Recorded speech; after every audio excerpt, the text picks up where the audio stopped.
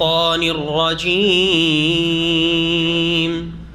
بسم الله الرحمن الرحيم. ويل للمطففين الذين إذا اكتالوا على الناس يستوفون وإذا كالوهم أو وزنوهم يخسرون ألا يظن أولئك أنهم مبعوثون ليوم عظيم يوم يقوم الناس لرب العالمين. كلا إن كتاب الفجار لفي سجين وما أدراك ما سجين كتاب مرقوم ويل يومئذ للمكذبين الذين يكذبون بيوم الدين وما يكذب به إلا كل معتد أثيم. إذا تتلى عليه آياتنا قال أساطير الأولين كلا بل ران على قلوبهم ما كانوا يكسبون كلا إنهم عن ربهم يومئذ لمحجوبون ثم إنهم لصالو الجحيم ثم يقال هذا الذي كنتم به تكذبون كلا إن كتاب الأبرار لفي عليين وما أدراك ما عليون كتاب مرقوم يشهده المقربون إن الأبرار لفي نعيم على الأرائك ينظرون تعرف في وجوههم نضرة النعيم يسقون من رحيق مختوم ختامه مسك وفي ذلك فليتنافس المتنافسون ومزاجه من تسنيم عينا يشرب بها المقربون إن الذين أجرموا كانوا من الذين آمنوا يضحكون وإذا مروا بهم يتغامزون وإذا انقلبوا إلى أهلهم انقلبوا فكهين وإذا رأوهم قالوا إن هؤلاء لضالون وما أرسلوا عليهم حافظين فاليوم الذين آمنوا من الكفار يضحكون على الأرائك ينظرون هل ثوب الكفار ما كانوا يفعلون. السلام عليكم ورحمة الله وبركاته. إن الحمد لله نحمده ونستعينه ونستغفره ونعوذ بالله من شرور أنفسنا ومن سيئات أعمالنا من يهده الله فلا مضل له ومن يضلل فلا هادي له وأشهد أن لا إله إلا الله وحده لا شريك له وأشهد أن محمدا عبده ورسوله صلى الله تعالى عليه وعلى آله وصحبه وسلم تسليما كثيرا أما بعد فأعوذ بالله من الشيطان الرجيم بسم الله الرحمن الرحيم ويل للمطففين الذين إذا اكتالوا على الناس يستوفون وإذا كالوهم أو وزنوهم يخسرون ألا يظن أولئك أنهم مبعوثون ليوم عظيم يوم يقوم الناس لرب العالمين মহান আল্লাহ সমস্ত প্রশংসা যে আল্লাহ রাব্বুল আলামিন সবচেয়ে বেশি সুবিচারকারী ইনসাফ প্রতিষ্ঠাকারী এবং তিনি এই সুবিচার ইনসাফ প্রতিষ্ঠার নির্দেশ দান করেছেন ইন্নাল্লাহ ইয়ামুরু বিল আদলি এবং সদ্ব্যবহারের নির্দেশ দান করেছেন ওয়াল ইহসান ওয়া ইতাই যিল কুরবা ওয়া ইয়ানহা আনিল ফাহশাই ওয়াল মুনকারি ওয়াল বাগি। এই আয়াতটি যা জুমার খুতবাতে আপনারা শেষ দিকে শোনেন অত্যন্ত গুরুত্বপূর্ণ মানুষের হকের ক্ষেত্রে, মানুষের অধিকার প্রাপ্যের ক্ষেত্রে। আল্লাহ রাব্বুল আলামিন যেমন নির্দেশ দান করেছেন যে অন্যদের হক ঠিকভাবে আদায় করবে, তেমন তুমি নিজেরও হক ন্যায্য ঠিকভাবে নেবে, কম বেশি করবে না। নেওয়ার ক্ষেত্রে তোমার অধিকার আদায়ের ক্ষেত্রে বেশি করে আদায় করবে, আর কাউকে হক দেওয়ার ক্ষেত্রে, অধিকার দেওয়ার ক্ষেত্রে ঠকবাজি করবে, এটা আল্লাহ রাব্বুল হারাম করেছেন। সালাত এবং সালাম নাজিল হোক নবী মুহাম্মদ রাসূলুল্লাহ সাল্লাল্লাহু আলাইহি সাল্লামের উপর, যিনি বলেছেন ওয়াই হাকা ফামাই ইয়াদিল ইল্লা মাদিল, সর্বনাশ তোমার হোক যে খারেজিদের পিতা, চরমপন্থীদের পিতা রাসূলুল্লাহ সাল্লাল্লাহু আলাইহি সাল্লামের জামানায় আপত্তি তুলেছিল রাসূলুল্লাহ সাল্লাল্লাহু আলাইহি সাল্লামের সুবিচারের ওপর। যুলখওয়াইসার আল ইয়ামানি বলেছিলেন তোমার দুর্ভোগ সর্বনাশ হোক, তুমি কত হতভাগা, কে ইনসাফ করতে পারবে ইল্লা মাআদের, যদি আমি ইনসাফ না করতে পারি।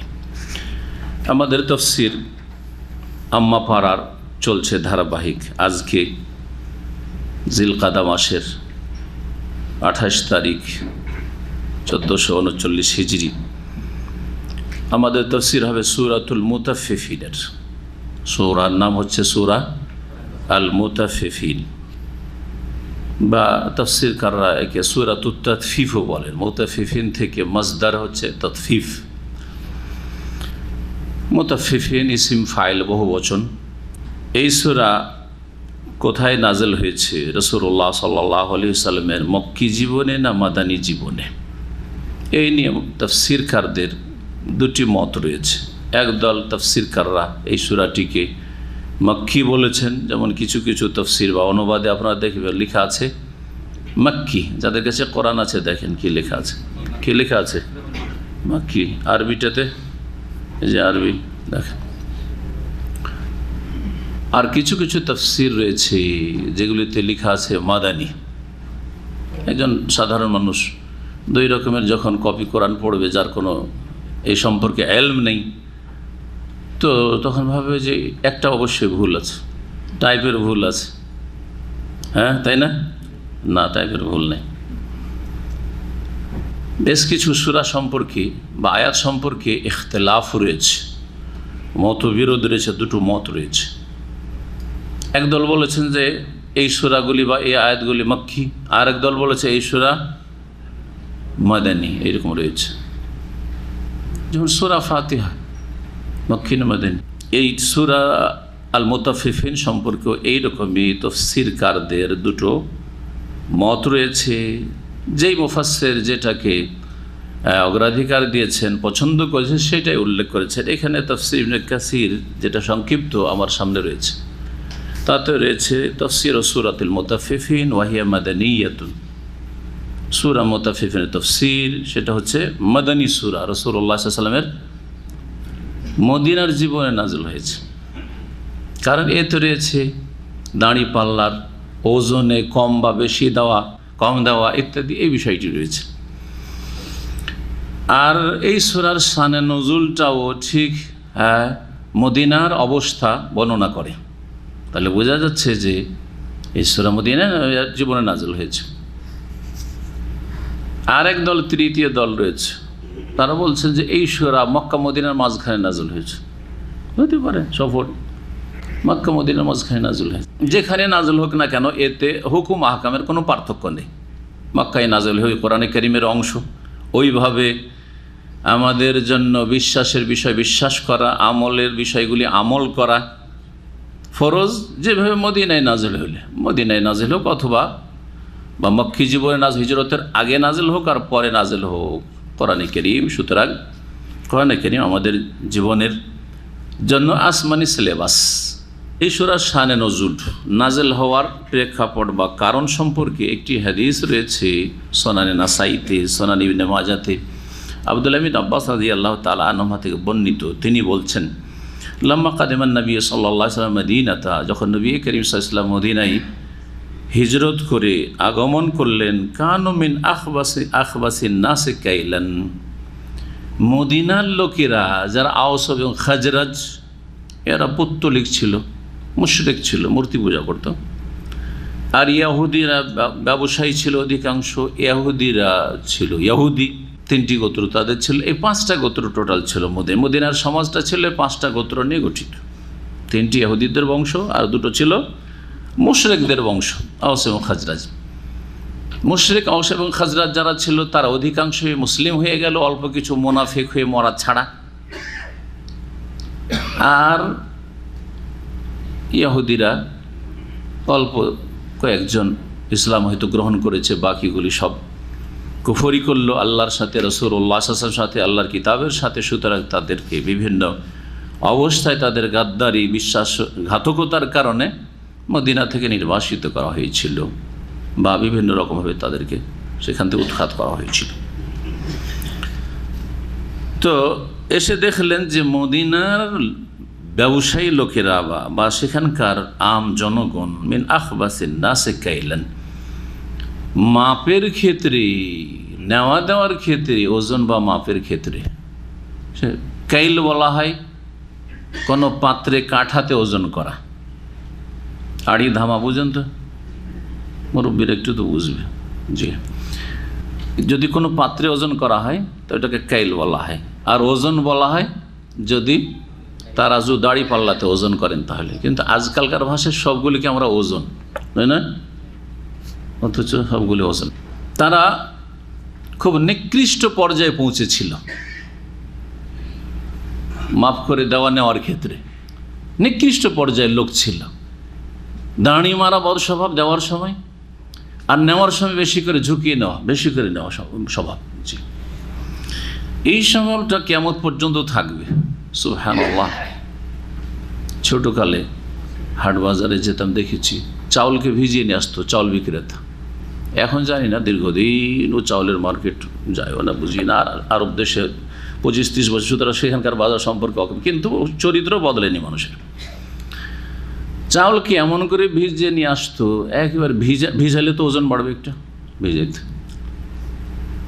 আর তারপরে দাঁড়িয়ে এমন করে মারতো যে 5 কিলো চাউল, আল্লাহ, 5 কিলো চাউল কিনে নিয়ে আসার পরে ওজন করতো, তো দেখা যেত 4 কিলো হয়েছে। 1 কিলো মারতো, কমপক্ষে ½ কিলো। জি, এইরকম। পাট আমাদের এলাকায় খুব পাট হয়, পাটের যে গাঁটগুলো বাঁধে, কি বলেন আপনার ওগুলোকে? আটি।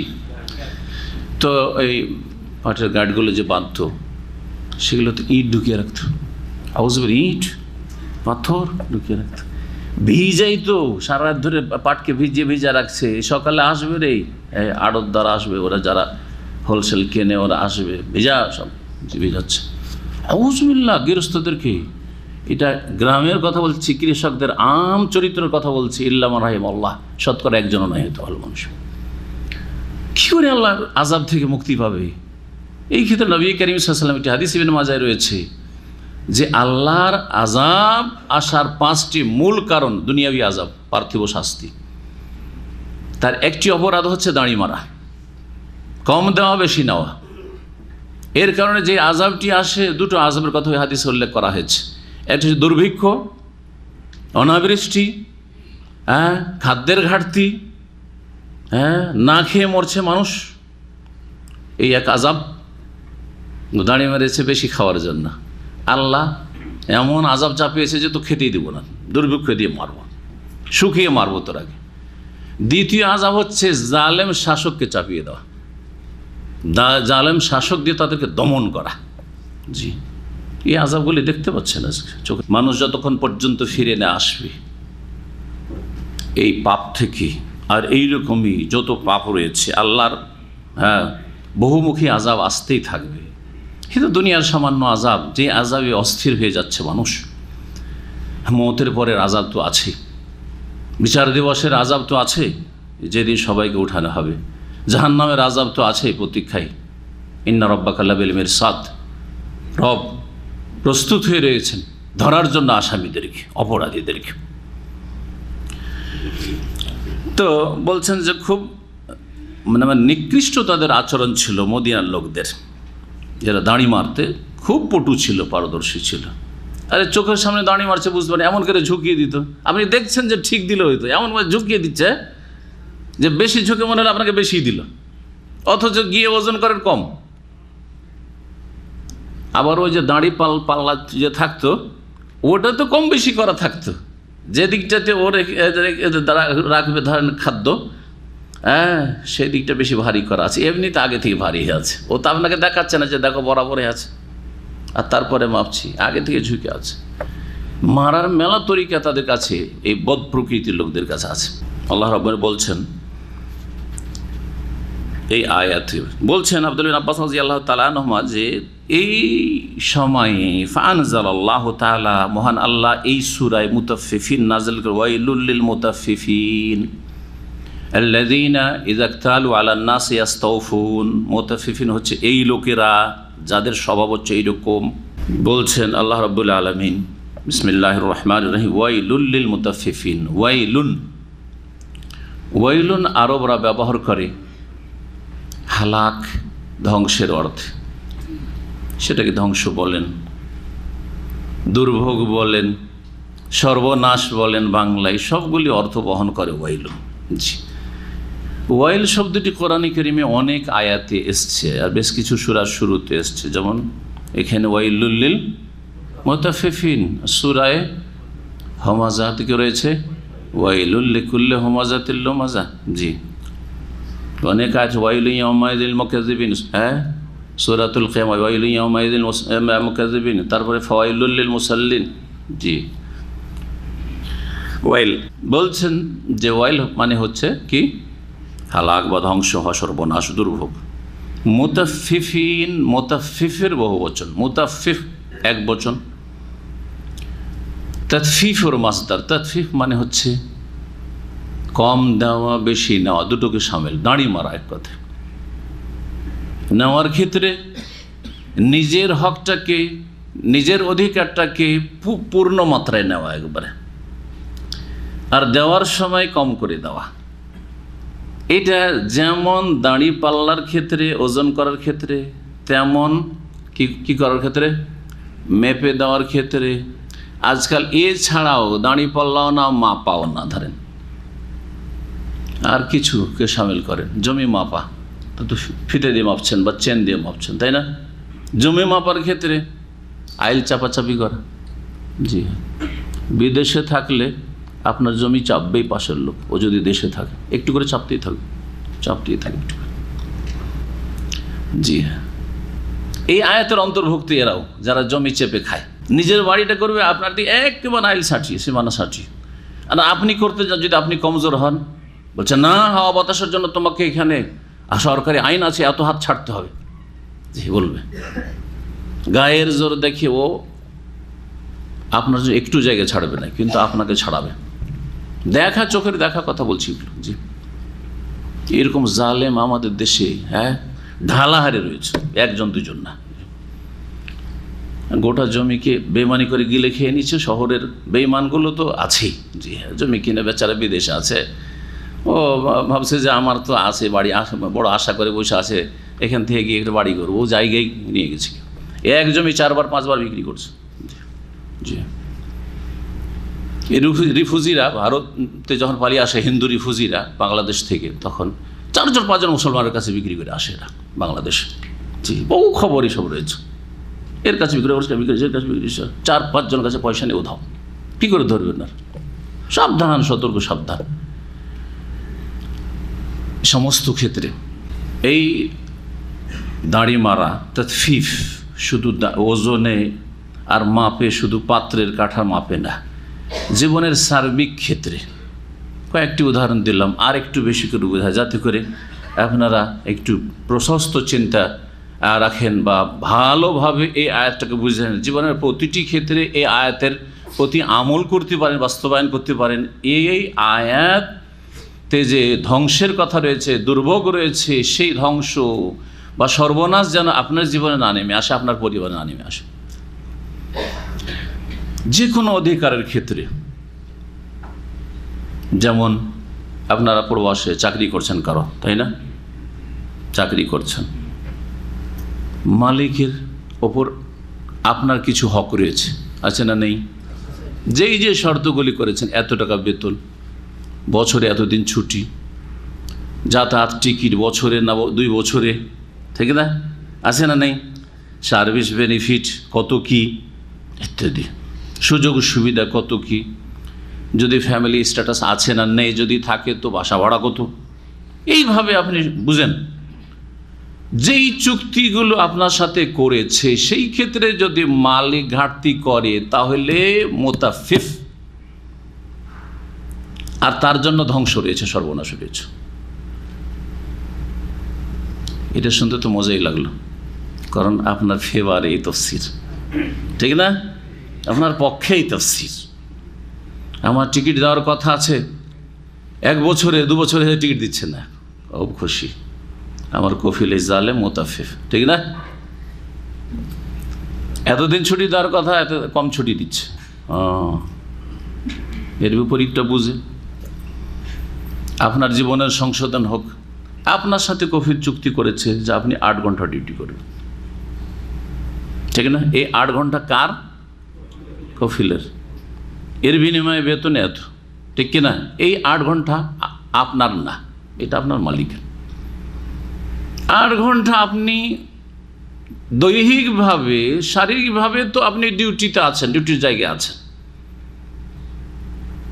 কিন্তু মানসিক দিক থেকে আর স্বাস্থ্যগত দিক থেকে ওখানে না।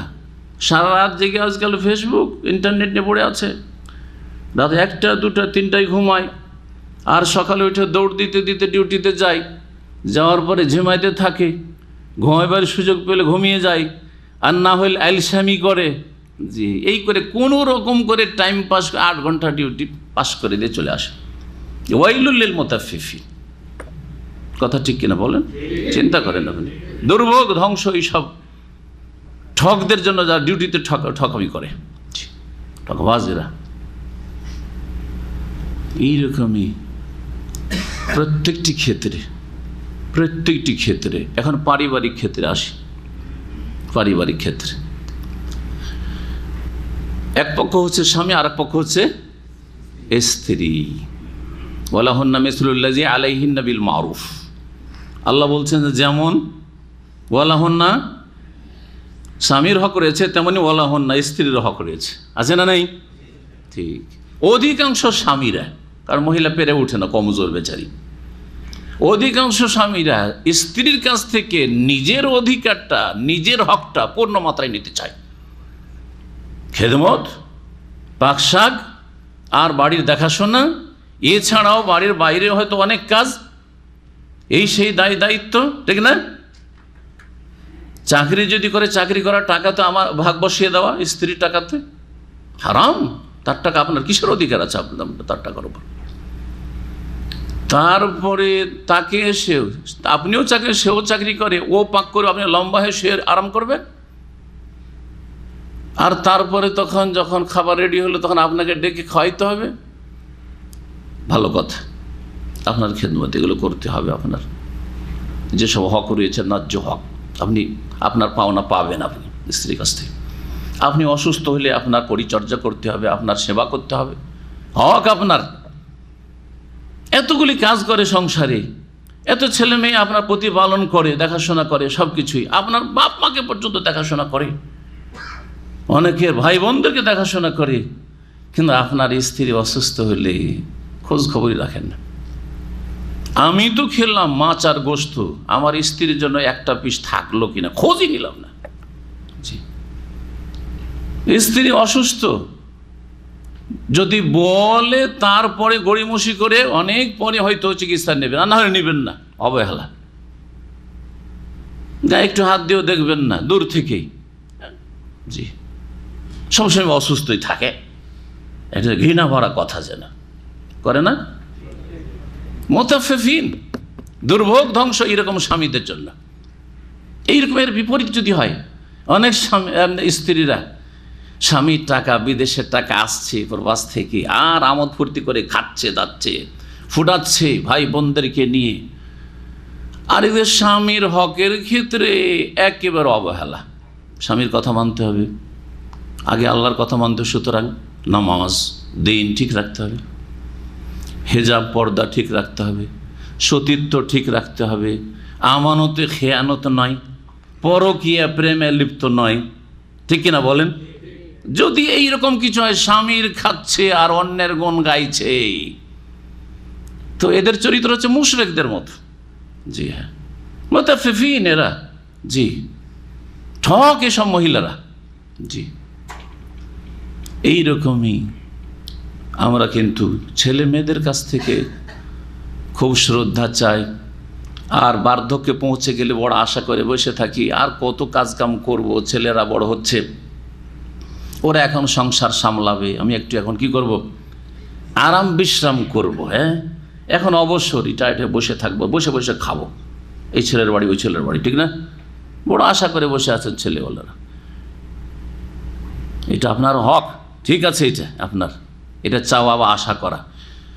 কিন্তু আপনার যে দায়িত্ব ছিল, আপনার কাছে যে ছেলেদের পাওনা ছিল, মেয়েদের পাওনা ছিল, সেই পাওনাটা আদায় করেছেন কিনা? তাদের ইসলামিক তরবিয়ত করা, ইসলামের শিক্ষা দেওয়া, তাদেরকে নামাজি বানানো, তাদেরকে আল্লাহ ভীরু বানানো, তাদেরকে দ্বীনের জ্ঞান দেওয়া, তাদেরকে কোরআনের শিক্ষা দেওয়া, তাদের আল্লাহর সাথে রাসূলের সাথে সম্পর্ক মজবুত করার চেষ্টা করা, তাদেরকে আদব কায়দা শিখানো, তাদেরকে মানুষের মতো মানুষ করার চেষ্টা করা, এসব দায়িত্ব ছিল না? ওই ক্ষেত্রে যদি অবহেলা করেন, তাহলে বাপ মা হচ্ছেন মুতাফিফিন।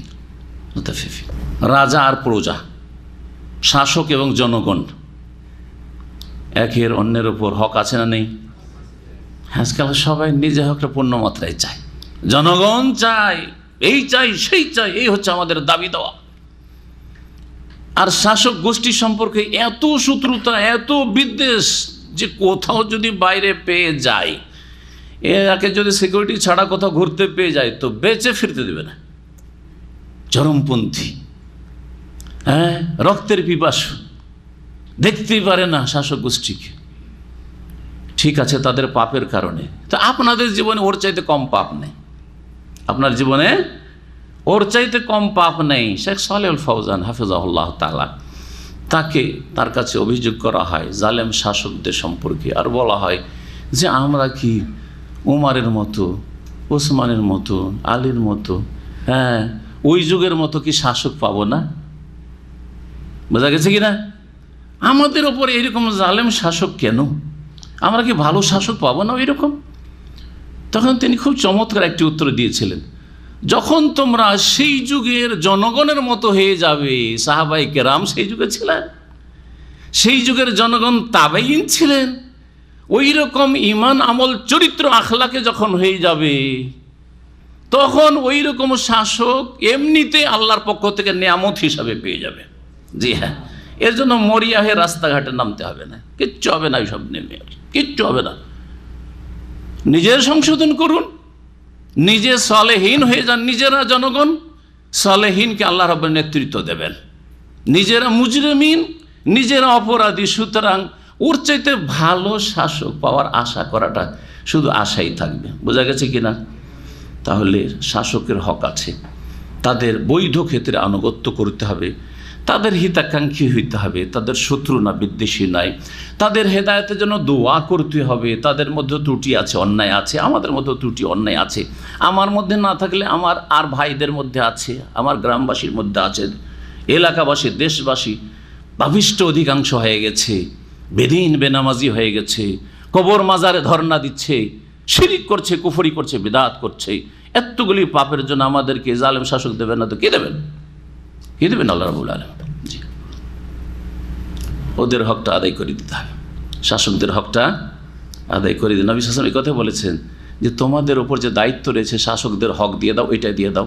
আর আল্লাহকে বলো যে আল্লাহ গো, ওদের হকটা আমরা ঠিকভাবে দিয়ে দিচ্ছি, এখানে দাঁড়ি মারিনি, সুতরাং আমাদের হকটা ওদের কাছ থেকে তুমি নিয়ে দাও। বুঝতে পেরেছেন কথা না? তখন আল্লাহ ভালো মানুষ দেবেন, ভালো মানুষ আসবে। আপনাদের হকগুলি, আপনাদের হক হচ্ছে রাস্তাঘাট, আপনাদের হক হচ্ছে নিরাপদ চলাফেরা, আপনাদের হক হচ্ছে ছেলেমেয়েরা স্কুলে যাকে নিরাপদ যাক, আপনাদের হক হচ্ছে যে বিনা ঘুষে সব কিছুই পান, ঘুষ না দিতে হয় চাকরি বাকরির জন্য, এই পাসপোর্টের জন্য, তো এই কাজের জন্য, এই লাইসেন্সের জন্য, এইসব না হয় ঘুষমুক্ত দেশ হোক, দুর্নীতিমুক্ত দেশ হোক, বেঈমানিমুক্ত দেশ হোক। এগুলি হচ্ছে জনগণের হক, সেগুলি তখন পাবেন। আপনারা যেমন নিজেরটা চাইছেন, তেমন আপনাদেরকে আপনাদের উপর যে অন্যদের হক রয়েছে সেটাও কি করতে হবে? দিতে হবে। এই কয়েকটা উদাহরণ দিলাম যাতে করে ওয়াইলুল লিল মুতাফফিফিন, ছোট্ট একটি আয়াত, কিন্তু জীবনের প্রতিটি ক্ষেত্রে সংশোধন হতে পারে, বা আপনি সংশোধন হতে পারেন, সংশোধন নেমে আসতে পারে, এইটা আমরা বুঝতে সক্ষম হই। আল্লাহ যেন আমাদেরকে কোরআন কারীম বুঝার তৌফিক দান করেন এবং কোরআন কারীমের প্রতি সত্যিকার ঈমান এবং বিশ্বাস স্থাপনে তৌফিক দান করেন এবং আমলে কাজে পরিণত করার তৌফিক দান করেন। ওয়াইলুল লিল মুতাফফিফিন, দুর্ভোগ সর্বনাশ ঠকবাজদের জন্য, ওই সব লোকদের জন্য যারা কম দেয় বেশি নেই। তাতফিফ মানে এটা। তাতফিফের মধ্যে সুখুন আর বখলুন, শাইখুল ইসলাম রাহমাতুল্লাহ বলছেন দুটোই রয়েছে। যে তাতফিফ করে তার মধ্যে সুখুন রয়েছে আর বখলুন রয়েছে। ওয়া মান ইউকা শুহা নাফসিহি ফাউলাইকা হুমুল মুফলিহুন, আল্লাহ কোরআন কারীম সূরা হাশরে বলেছেন, যাকে তার অন্তরের কৃপণতা থেকে, সুখ থেকে বাঁচানো হলো, সেই ব্যক্তিরাই, তারাই হচ্ছে সফল কাম, বা সে হচ্ছে সফল কাম। আমরা এমনি সাধারণ অর্থ তর্জমা করতে গিয়ে বুখল মানে হচ্ছে কৃপণতা, আর সহন মানে হচ্ছে চরম কৃপণতা, এইভাবে আমরা বুঝিয়ে দিই মোটা কথা। এটা হচ্ছে মোটা তাফসির। কিন্তু ভাষাবিদরা তাফসির করতে গিয়ে বলেছেন সহন মানে হচ্ছে নিজেরটা একেবারে বেশি করে নেওয়ার চেষ্টা কর, আমার যেন একটু কম নয়। আর বখলুন হচ্ছে অন্যকে দিতে হবে, গরিব মিসকিনকে দিতে হবে, ইয়াতিম বিধবাকে দিতে হবে, আত্মীয় স্বজনকে দিতে হবে, সেই ক্ষেত্রে না দেওয়া বা কম দেওয়া। তো যারা তাতফিফ করে ওদের মধ্যে এই দুটো নোংরা চরিত্র আছে, নেব বেশি দেব কম। জি, এরা হচ্ছে মুতাফিফিন। এদের জন্য দুনিয়া আখিরাতে দুর্ভোগ সর্বনাশ। প্রশ্ন হচ্ছে যে মুতাফিফিন কারা? আল্লাহ বলছেন চলো একটু ব্যাখ্যা করে বুঝি কোরআন দিয়ে, কোরআনের তাফসির। মুতাফিফিনের তাফসির হচ্ছে পরের আয়াতগুলি। আল্লাহ বলছেন আল্লাযীনা ইযা ইকতালু আলান নাসি ইস্তাওফুন। মুতাফিফিন ঠকবাজ ওরা যারা মানুষের কাছ থেকে যখন মেপে নেই, ইখতিয়াল বাবে ইফতিয়াল থেকে ইজতানাবা ইজতানিব, ওর মানে মেপে নেওয়া, ক্যাল করে নেওয়া। কারো কাছ থেকে মেপে নিচ্ছেন আপনি, যখন মানুষের কাছ থেকে মেপে নেই, স্বর্ণের দোকানে যাবেন তখন আপনি কিন্তু মাপবেন না, স্বর্ণ কিনলেও সে মাপবে, দোকানদার মাপবে, আর আপনি স্বর্ণ তার কাছে পুরানো যদি ভাঙড়ি বিক্রি করেন তবুও সে মাপবে। তাহলে দুটো সে করে, দুই দিকে যদি দাঁড়ি মারতে পারেও, যার কাছ থেকে কিনছে তার কাছেও দাঁড়ি মারতে পারছে, বেশি করে নিতে পারছে, আর যাকে দিচ্ছে কম করে দিতে পারে, ঠিক না? আর কিছু কিছু ক্ষেত্রে দেখা যায় যে আমারটা যখন দিচ্ছে তখন আমি মেপে দিচ্ছি, ওরটা দিচ্ছে তখন ও মেপে দিচ্ছে, হয় না? যখন মানুষের কাছ থেকে মেপে নেই ইস্তাওফুন, তখন পূর্ণ মাত্রায় নেই একবারে। ইস্তাওফা মানে একবারে নিজের অধিকারটা, হকটাকে পুরাপুরি নেওয়া, অফা ইয়াফি থেকে ইস্তাওফা, ইস্তেফাল ভাবে ওয়াইদা কালুহুম, আর যখন অন্যদেরকে মেপে দেই, দেখেন কালা একিলো দাঁড়াবে মানে মেপে দেওয়া, আর ইকতাল একতাল মেপে নেওয়া। যখন অন্যদেরকে মেপে দেই, আওয়াজানুহুম, ওদেরকে দাঁড়িয়ে পাল্লায় ওজন করে দেয়, ইউখসিরুন, তখন কম দেয়। আখসার ইউখসির মানে হচ্ছে কম দেওয়া, আর খাসিরুন মানে নিজে খাসেরা মানে নিজে ক্ষতিগ্রস্ত হওয়া, আর আখসারা মানে অন্যকে ক্ষতিগ্রস্ত করা। যাকে কম দিল তাকে কি করলো? ক্ষতিগ্রস্ত করলো।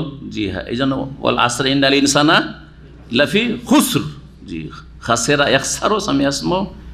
জি হ্যাঁ, নিজে ক্ষতিগ্রস্ত হওয়া। আর আখসার ইউকসর বা বিফল থেকে অন্যকে ক্ষতিগ্রস্ত করা, এরাই হচ্ছে ঠকবাজ, এরাই হচ্ছে মুতাফফিফিন। আল্লাহ এজন্য, এখন আল্লাহ রাব্বু এদেরকে তিরস্কার করছেন, এদের ভর্ৎসনা করছেন। জি, আর বলছেন যে একটু কি এদের বিশ্বাস হয় না? আল্লাহ এজন্য, এরা কি বিশ্বাস করে না? উলায়েকা, ওরা বা এরা, ওরা কি বিশ্বাস করে না? মানে এই যে দাঁড়ি মারে যারা, যারা ঠকবাজি করে, কি বিশ্বাস করে না? আন্নাহুম মাবউসুন, জান্না এজন্যর শাব্দিক অর্থ হয় ধারণা করা। কি করা? অনুমান করা, ধারণা করা। ধারণা করা মানে বিশ্বাস নাই, কিছুটা বিশ্বাস আছে আর কিছুটা বিশ্বাস নেই, সন্দেহ আছে। এটাকে কি বলা হয়? ভাই আমার এইরকম ধারণা, মানে নিশ্চিত না কিন্তু মনে হচ্ছে এইরকমটা হবে, তাই না? এটা আসল জান্নের অর্থ। কিন্তু কোরআনে কারিমে বা হাদিসে বা আরবি ভাষাতে কখনো কখনো জানটা ইয়াকিনের অর্থে ব্যবহৃত হয়। এটা কোরআনে কারিমের অনেকগুলি আয়াতে প্রমাণিত। যেমন এইখানে ইয়াজুন্ন মানে ইয়াতায়াক্কানু, আল্লাযীনা ইয়াজুন্নুনা আন্নাহুম মুলাকু রাব্বিহিম, ওই সব মুমিন যাদের বিশ্বাস ছিল। ইয়াজুন মানে ধারণা নয়, কারণ কিয়ামতের প্রতি বিশ্বাসের কথা বলা হচ্ছে। তাহলে কিয়ামত সম্পর্কে যদি ধারণা থাকে যে হ্যাঁ হতে পারে, তো মুসলিম হবেন, মুমিন হবেন না, হবেন না, সন্দিহান। তাহলে তো এখানে জান্নাহ মানে হচ্ছে আল্লাযীনা ইয়াজুন্নুন, যারা বিশ্বাস করত যে আন্নাহুম মুলাকু রাব্বিহিম, যে তারা তাদের রবের সাথে অবশ্যই মিলিত হবে, সাক্ষাৎ করবে, একদিন আল্লাহর সামনে যেতেই হবে, এটা বিশ্বাস ছিল তাদের। তো জান মানে ইয়াকিন। তাহলে তাদের কি এ বিশ্বাস নেই? আন্নাহুম মাবউসুন, যে তারা পুনরুত্থিত হবে। বাসা ইয়াবাসু মানে উঠানো, বাসা ইয়াবাসু মানে উঠানো, যে কোনো উঠানোকে বাসা বলা হয়। বাসা ইয়াবাসু মানে প্রেরণ করা, পাঠানো হয়, দুটোই অর্থ হয়। যেমন আমি একটা চিঠি পাঠিয়েছি বা একটা প্রতিনিধি দল পাঠিয়েছি, আরসালতো হয় আর বাসতো হয়। বাসতো রিসালাতান বা বাসতো সেনাবাহিনী পাঠিয়েছি, বাসতো জুনুদান। জি, বাসা মানে তাহলে প্রেরণ করা, পাঠানো হয় আর উঠানো হয়। বাসা ইয়াবাসু মানে এজা বসেরা মাহফিল কবুর, এজা বসেরা মাহফিল কবর, হ্যাঁ, এজা বসেরা মাহফিল কবর, কবরে যা আছে তা ওঠানো হবে। বসেরা এখানে বাসারা আছে, বাসা নেই কিন্তু। বাসারা মানে উঠানো, মানে মাটি সরিয়ে উঠানো, ওটা তো অন্য শব্দ হয়ে গেল। বয়সা আছে, এজিম বাসা কাহা, বাসা থেকে ইম বাসা, কোরআনে কারিমে বিভিন্ন যে শব্দ এসছে, এটা ইউবাসু রয়েছে, ইউবাসুন। জি, তো এখানে এজিম বাসা মানে উঠে যাওয়া।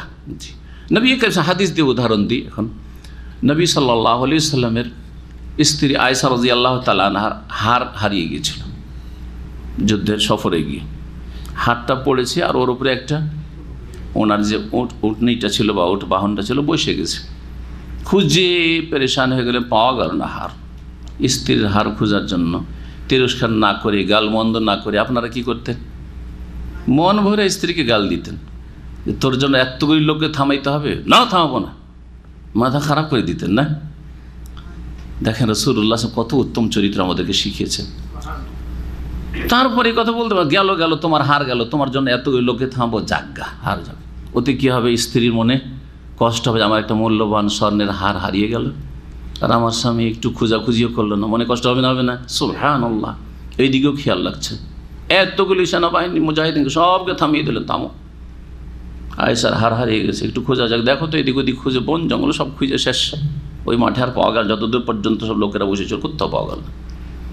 সে নিরাশ হয়ে যখন ফালাম্মা বাসনাল বাইরা, যখন উটটাকে উঠাইলাম, বাস নাই যে বাসা, ওয়াজাদানাল ইকদা তাহতাহু, সেই বুখারী, তখন মালা হাতটাকে ওই উটের নিচে পড়ে পেলাম। এর থেকে বোঝা গেল যে নবী আলেমুল গায়েব না, হাজির নাজির, বেরেলবিদের আকীদা, কোরআনের আকীদা আর হাদিসের আকীদা নাকি? সাহাবায়ে রাসূলুল্লাহ আকীদা, সাহাবায়ে কেরামদের যদি আকীদা থাকতো যে নবী আলেমুল গায়েব, তো নবীকে কি বলতেন? যে ইয়া রাসূল, আপনি আমাদেরকে নিয়ে খেল তামাশা করছেন, হ্যাঁ ঠিক না? আপনি সব কিছুই জানছেন, দুনিয়ার খবর রাখছেন, আসমান জমিনের খবর রাখছেন, এটা বেরেলবি আকীদা, কিন্তু রেজবিদের আকীদা। সব খবর রাখছেন, আর উটের তলায় পড়ে আছে, আর আমাদেরকে নিয়ে কি করছেন এসব? তাহলে নবীকে আলেমুল গায়েব বানিয়ে সম্মান করলো এই মুশরিকরা, না মানহানি করলো? মানহানি করলো। যে নবী জান সব এতগুলো লোককে নিয়ে খেলতামাশা করছে, সব জানছেন, তারপর যে খুঁজো খুঁজো খুঁজো। কেউ যদি এরকম করে, অনেক সময় করে না, বন্ধ বন্ধ, চাবিটা আপনার হারিয়ে গেছে, মোবাইলটা হারিয়ে গেছে, রেখে নিয়েছে লুকিয়ে, যে ভাই জানি না, খুঁজো খুঁজো খুঁজো, বেশ কিছু না 1-2 ঘন্টা হয়রান করার পরে শেষখানে দিয়ে দিল।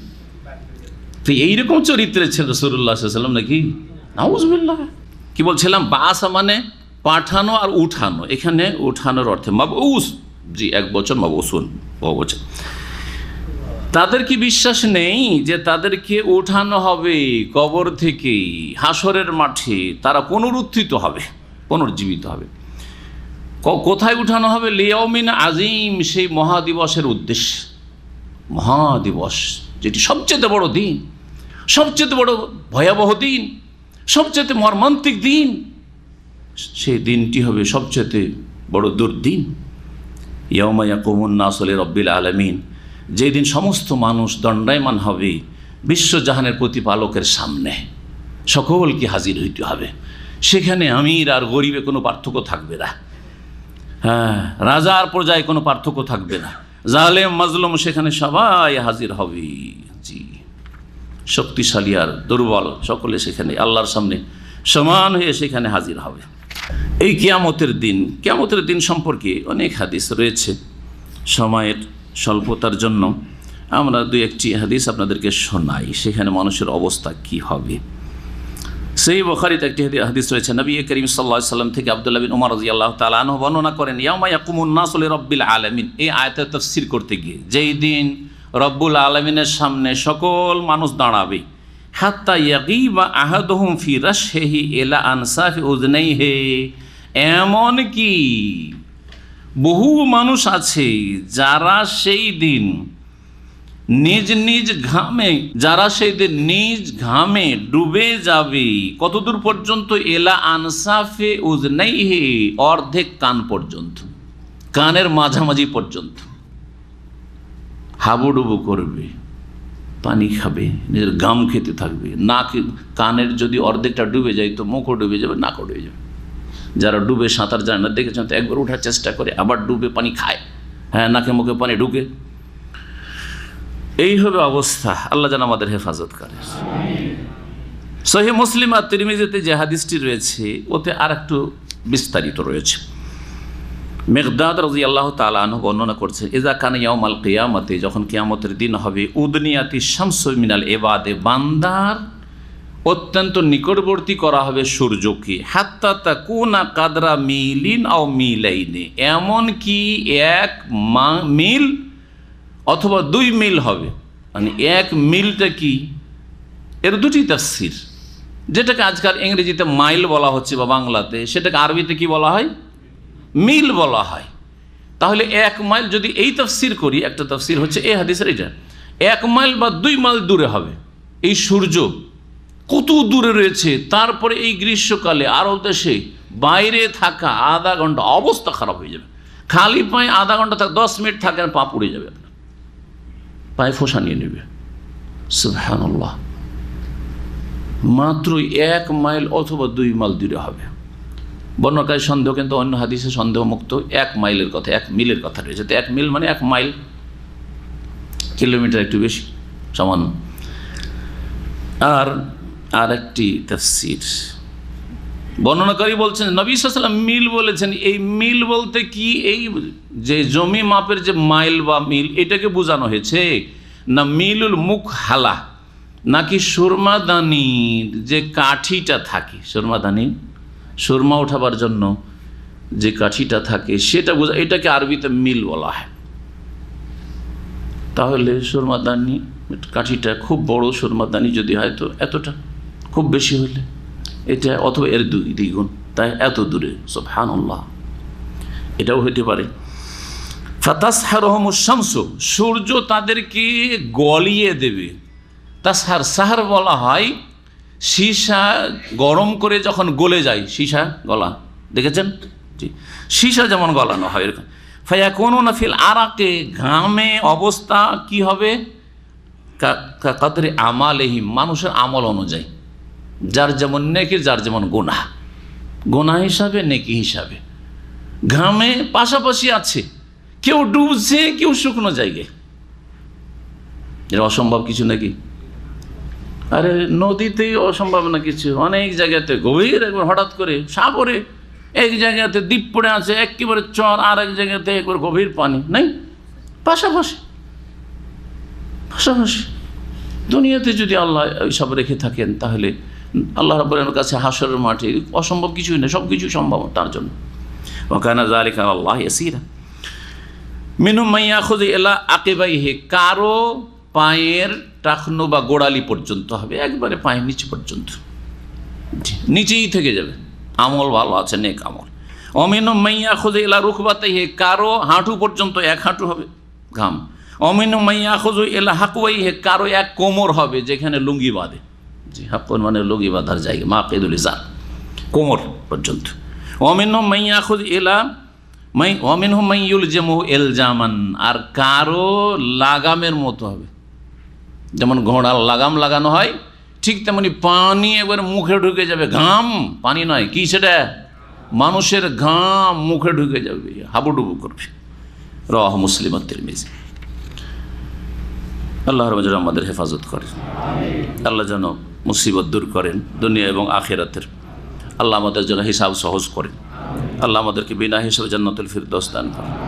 আল্লাহ রাব্বুল আলামিন তারপরে মানুষকে দুই ভাগে ভাগ করেছেন আর বলছেন, প্রথম অসৎ লোকদের কথা, যাদের বাসস্থান হচ্ছে সিজ্জিন, আর তারপরে সৎকর্মশীল জান্নাতি যারা, যাদের বাসস্থান হচ্ছে ইল্লিয়িন। আসলে ইল্লিন আমাদের দেশের লোকেরা সিজ্জিনের ওজনে ইল্লিন করে, বিকৃত করে, আসলে ইল্লিয়িন কথাটি রয়েছে। মহান আল্লাহ বলছেন, কাল্লা, কোশ্চিন কালেও না, তোমরা যে বিশ্বাস করতে না পরকালকে আল্লাহর সামনে দাঁড়াতে হবে, এটা ঠিক নয়, তোমাদের ধারণা ভুল। ইন্না কিতাবাল ফুজ্জারি লাফি সিজ্জিন, বা কাল্লা মানে গত সপ্তাহে বলেছিলাম আরেকটি অর্থ হয় সত্যি সত্যি, হাক্কান, সত্যি সত্যি বলছি, ইন্না কিতাবাল ফুজ্জারি লাফি সিজ্জিন, নিশ্চয়ই যারা পাপিষ্ঠ, ফুজ্জার ফাজেরের বহু বচন, যেমন ফাসেকের বহু বচন হচ্ছে ফুসাক, জি ওই রকমই ফুজ্জার, নিশ্চয় পাপিষ্ঠদের আমল নামা হবে সিজ্জিনে। সিজ্জিনে, সিজ্জিন শব্দটি সিজন থেকে এসছে। সিজন মানে কি? জেলখানা। সিজনের শাব্দিক অর্থ জেল, তো মানুষ যখন সভ্য হলো তখন হলো, তো জেল তৈরি হওয়ার আগেও তো সিজন শব্দটি ছিল না, ছিল না? আরবি শব্দ প্রাচীন যুগ থেকে ছিল, যখন জেল মানুষ জানতো না জেল কেমন হয়, ঠিক না? সিজন মানে হচ্ছে সংকীর্ণ জায়গা। সিজনের শাব্দিক অর্থ সিন জিম নুন, এর অর্থ হচ্ছে সংকীর্ণ জায়গা। তো জেলখানাকে সিজন এই জন্য বলা হয় যে সেটা কায়দির জন্য, আসামির জন্য কি হয়? সংকীর্ণ জায়গা, সংকীর্ণ জায়গা। যদি খোলামেলাও থাকে, এদিক সেদিক যেতে পারছে, তারপরও গোটা সপ্তাহ একটা কক্ষে বন্ধ থাকে, আর মাঝে মধ্যে নিয়ে গিয়ে হয়তো ওদের ভিতরে একটা ফিল্ড আছে, ওখানে একটু ঘোরাঘুরির সুযোগ দেয় বা একটু রোদ তাপার। অনেকে এটাও সুযোগ পায় না, অনেকে তো সেলে ওই যেটুকু জায়গায় দাঁড়িয়ে আছে বা বসে আছে ওইটুকু জায়গায় তার সব কিছু, বহু রকমের দুনিয়াতে বহু রকমের শাস্তি, তো আল্লাহর আযাব, জাহান্নামে কত রকমের শাস্তি রয়েছে। তো যারা অপরাধী পাপিষ্ঠ, তাদের আমলনামা হবে, তারাও যাবে সিজ্জিনে, আর তাদের আমলনামা থাকবে কোথায়?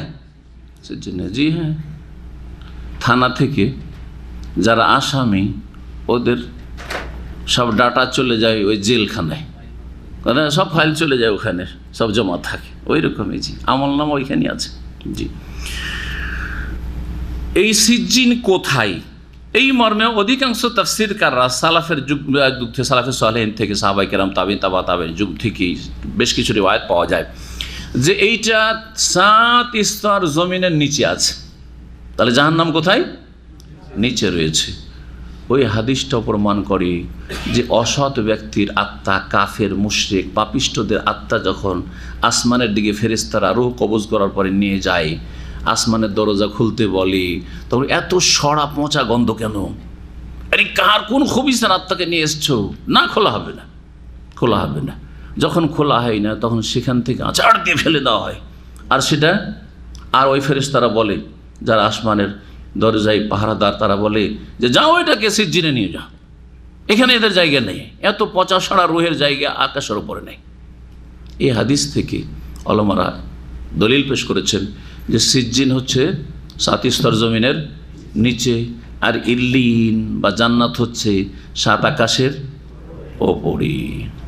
সেটা আরশ আজমের কাছে হোক, আর এখন ইল্লিন আপনার কেউ বলছে সিদরাতুল মুনতাহার কাছে হোক, আর যেখানে হোক না কেন 7 আকাশের ওপরে। জি, সিজন মানে যখন বুঝেন না তো ইল্লিন মানেও বুঝে নেন, কারণ আসছে পাশাপাশি। ইল্লিন শব্দটি অলুগুন থেকে, অলুগুন মানে হয় কি, অলুগুন থেকে হচ্ছে আলা।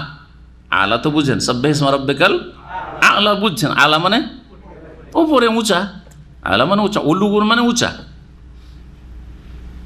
তো ইল্লিনকে ইল্লিন এই জন্য বলা হয় যে ইল্লিন যে মর্যাদার দিক থেকে উঁচা জায়গা, আর স্থানের দিক থেকেও 7 আকাশের ওপরে। জি, যে সেখানে যাদের আমল নামা যাবে এবং সেখানে যাদের বাস হবে, যে রূহ আত্মাকে সেখানে নিয়ে যাওয়া হবে, তারা সম্মানিত, তারা সুউচ্চ মর্যাদা হাসিল করবে। তো আল্লাহ বলছেন ইন্না কিতাবাল ফুজ্জারি লাফি সিজ্জিন, সিজ্জিন নিশ্চয়ই পাপিষ্ঠদের আমল নামা হবে সিজ্জিনে। ওমা আদরাকা মা সিজ্জিন, নবী তুমি কি করে জানবে বা কে তোমাকে জানালো? যদি মাজির শাব্দিক অর্থ করেন তো যেহেতু আদরা ইউদরি মাদি, তোমাকে কে জানালো বা কে জানাবে হয় অনেক সময় মাদি বলে ভবিষ্যতের অর্থ করা জায়েজ আছে। মা সিজ্জিন, সিজ্জিনটা কি জিনিস তুমি কি করে জানবে? আল্লাহ বলছেন যে সিজ্জিন কি, শোনো, কিতাবুম মারকুম ওয়াইলুন ইয়াউমাইল মুকাজ্জিবিন। সিজ্জিনটা তো লিখিত লিপি নয়, লিখিত লিখনি নয়, কিতাবুল মারকুম। তাহলে এখানে সিজ্জিনের ব্যাখ্যা করা হয়েছে কিতাব মারকুম দিয়ে?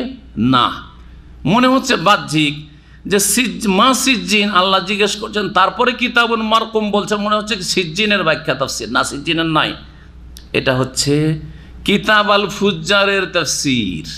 তার আগের আয়াতে দেখেন, ইন্না কিতাব আল ফুজ্জারে লাফি সিজ্জিন, নিশ্চয়ই পাপিষ্ঠদের আমল নামা কোথায়? সিজ্জিনে।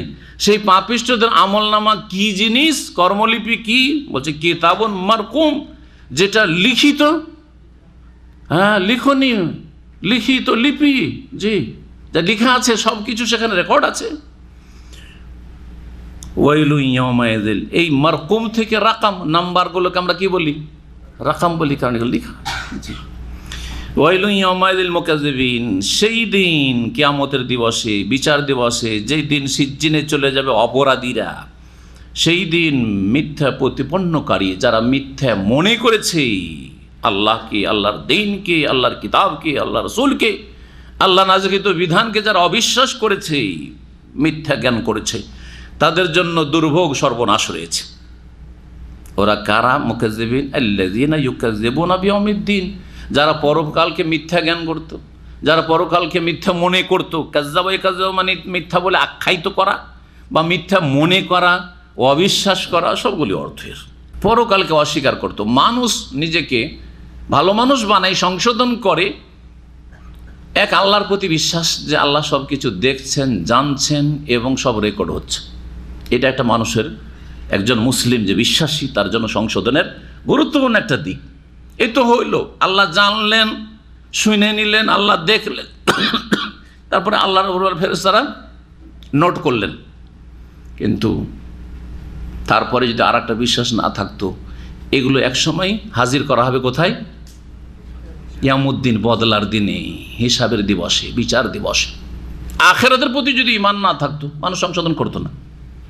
জেনেছেন, আর কিছু হবে না, ঠিক না? আল্লাহ জানছেন, লিখে রেখেছেন। আর এই সমস্ত আমলনামা কোথায় হাজির হবে?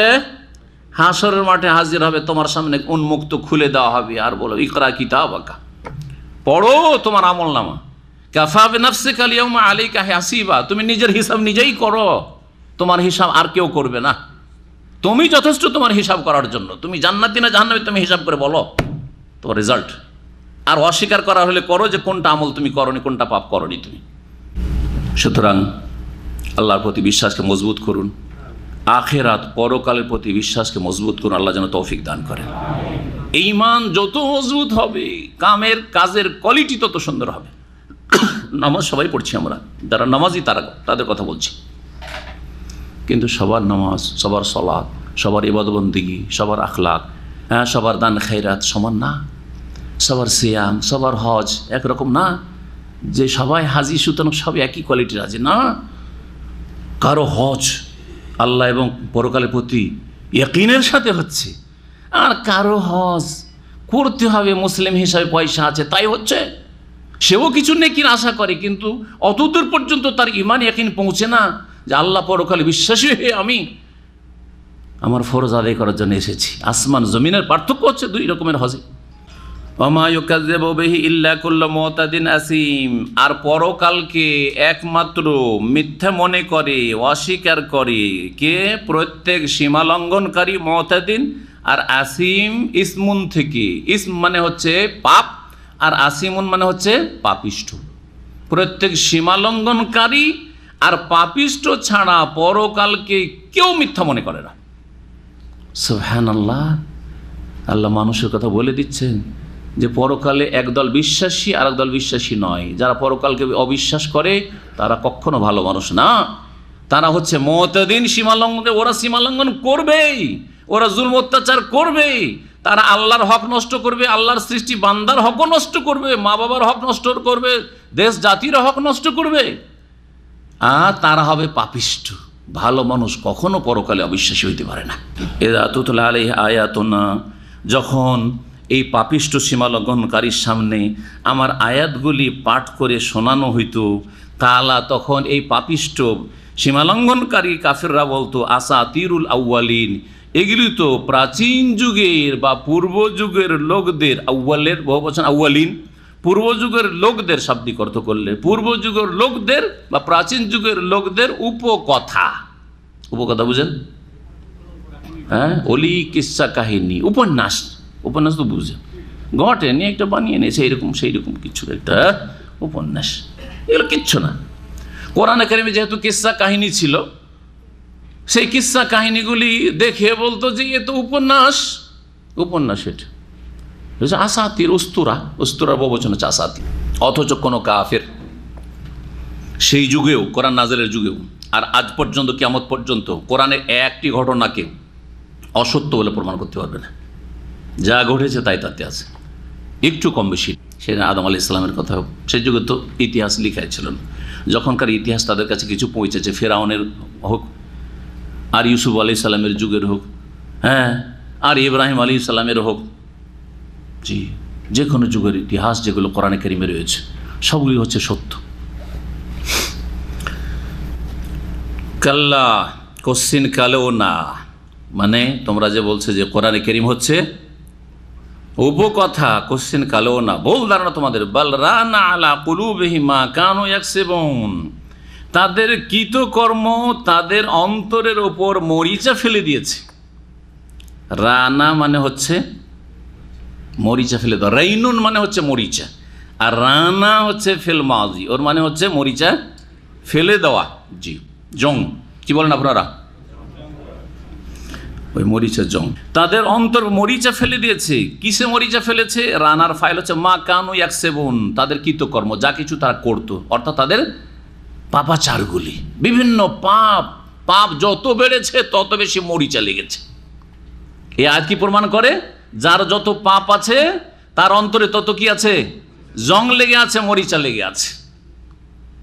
এখন আপনার অবস্থা আপনি বেশি বুঝছেন। সুবহানাল্লাহ, পরীক্ষা করে দেখবেন যারা ভালো নেক কাজ করেন ওরা পরীক্ষা করে, যারা একেবারে পাপিষ্ট হয়ে গেছেন বুঝতে পারবে না। যারা অনেকটা নেক জীবনযাপনের চেষ্টা করেন, মাঝে মধ্যে যদি কখনো গুনাহ হয়ে যায় তো মনে হচ্ছে যে অন্তর আল্লাহ থেকে অনেক গাফেল হয়ে গেছে, ইবাদত বন্দেগীতে অনেক অলস হয়ে গেছি, মন লাগছে না, আর কোনো মজা পাচ্ছি না, শান্তি পাচ্ছি না। তারপরে আপনার কেমন যেমন একটা অবস্থা তৈরি হয়ে যায়, কোরআন তেলাওয়াত করলেও সেই দিকে যেন ওইভাবে মন বসছে না, যেটা সবসময়, যেই কয়দিন সবসময় নেক জীবনযাপন করে কোনো পাপ করেননি, তখন যত মজাটা পেতেন, আপনার ইমানের স্বাদটা পেতেন, হ্যাঁ, তেলাওয়াতের স্বাদ পেতেন, হ্যাঁ, ইবাদতবন্দি করে সালাত আদায় করে স্বাদ পেতেন, ওইটা পাচ্ছেন না। কারণ আপনার অন্তর ওপর কি পড়েছে? পুরা মরিচা পড়েনি, কিন্তু তার আগে কিছু আরও পড়েছে। মরিচা লাগে দাগ হইতে, দাগ একটা দুটো দাগ হইতে হইতে হইতে অনেক দাগ হয়ে যায়, তখন কি হয়ে যায়? পুরোটাকে ছেয়ে যায়, তখন মরিচা হয়ে যায়, তখন মরিচা হয়। এই জন্য নবী করিম সাল্লাল্লাহু আলাইহি সাল্লামের হাদিস রয়েছে এই মর্মে, ওই হাদিসটি আপনাদেরকে শোনাবো, তাফসীরে কাসিরে আছে। হাদিস তিরমিজিতে রয়েছে, নাসাইতে রয়েছে, ইবনে মাজায় রয়েছে। ইমাম তিরমিজি হাসান সহিহ বলছেন আবু হুরায়রা রাদিয়াল্লাহু তাআলা আনহু থেকে বর্ণিত, আনিন নবী সাল্লাল্লাহু আলাইহি ওয়াসাল্লাম ক্বাল, নবী সাল্লাল্লাহু আলাইহি বলেছেন, ইন্নাল আবদা ইযা আযনাবা যামবান, বান্দা যখন কোনো গুনাহ করে, কানাত নুকতাতুন সাওদা ফি কলবিহি, তার অন্তরের ওপর কালো একটি কি হয়ে যায়? দাগ লেগে যায়, কালো দাগ, কালো ছাপ, কালো দাগ পড়ে গেল।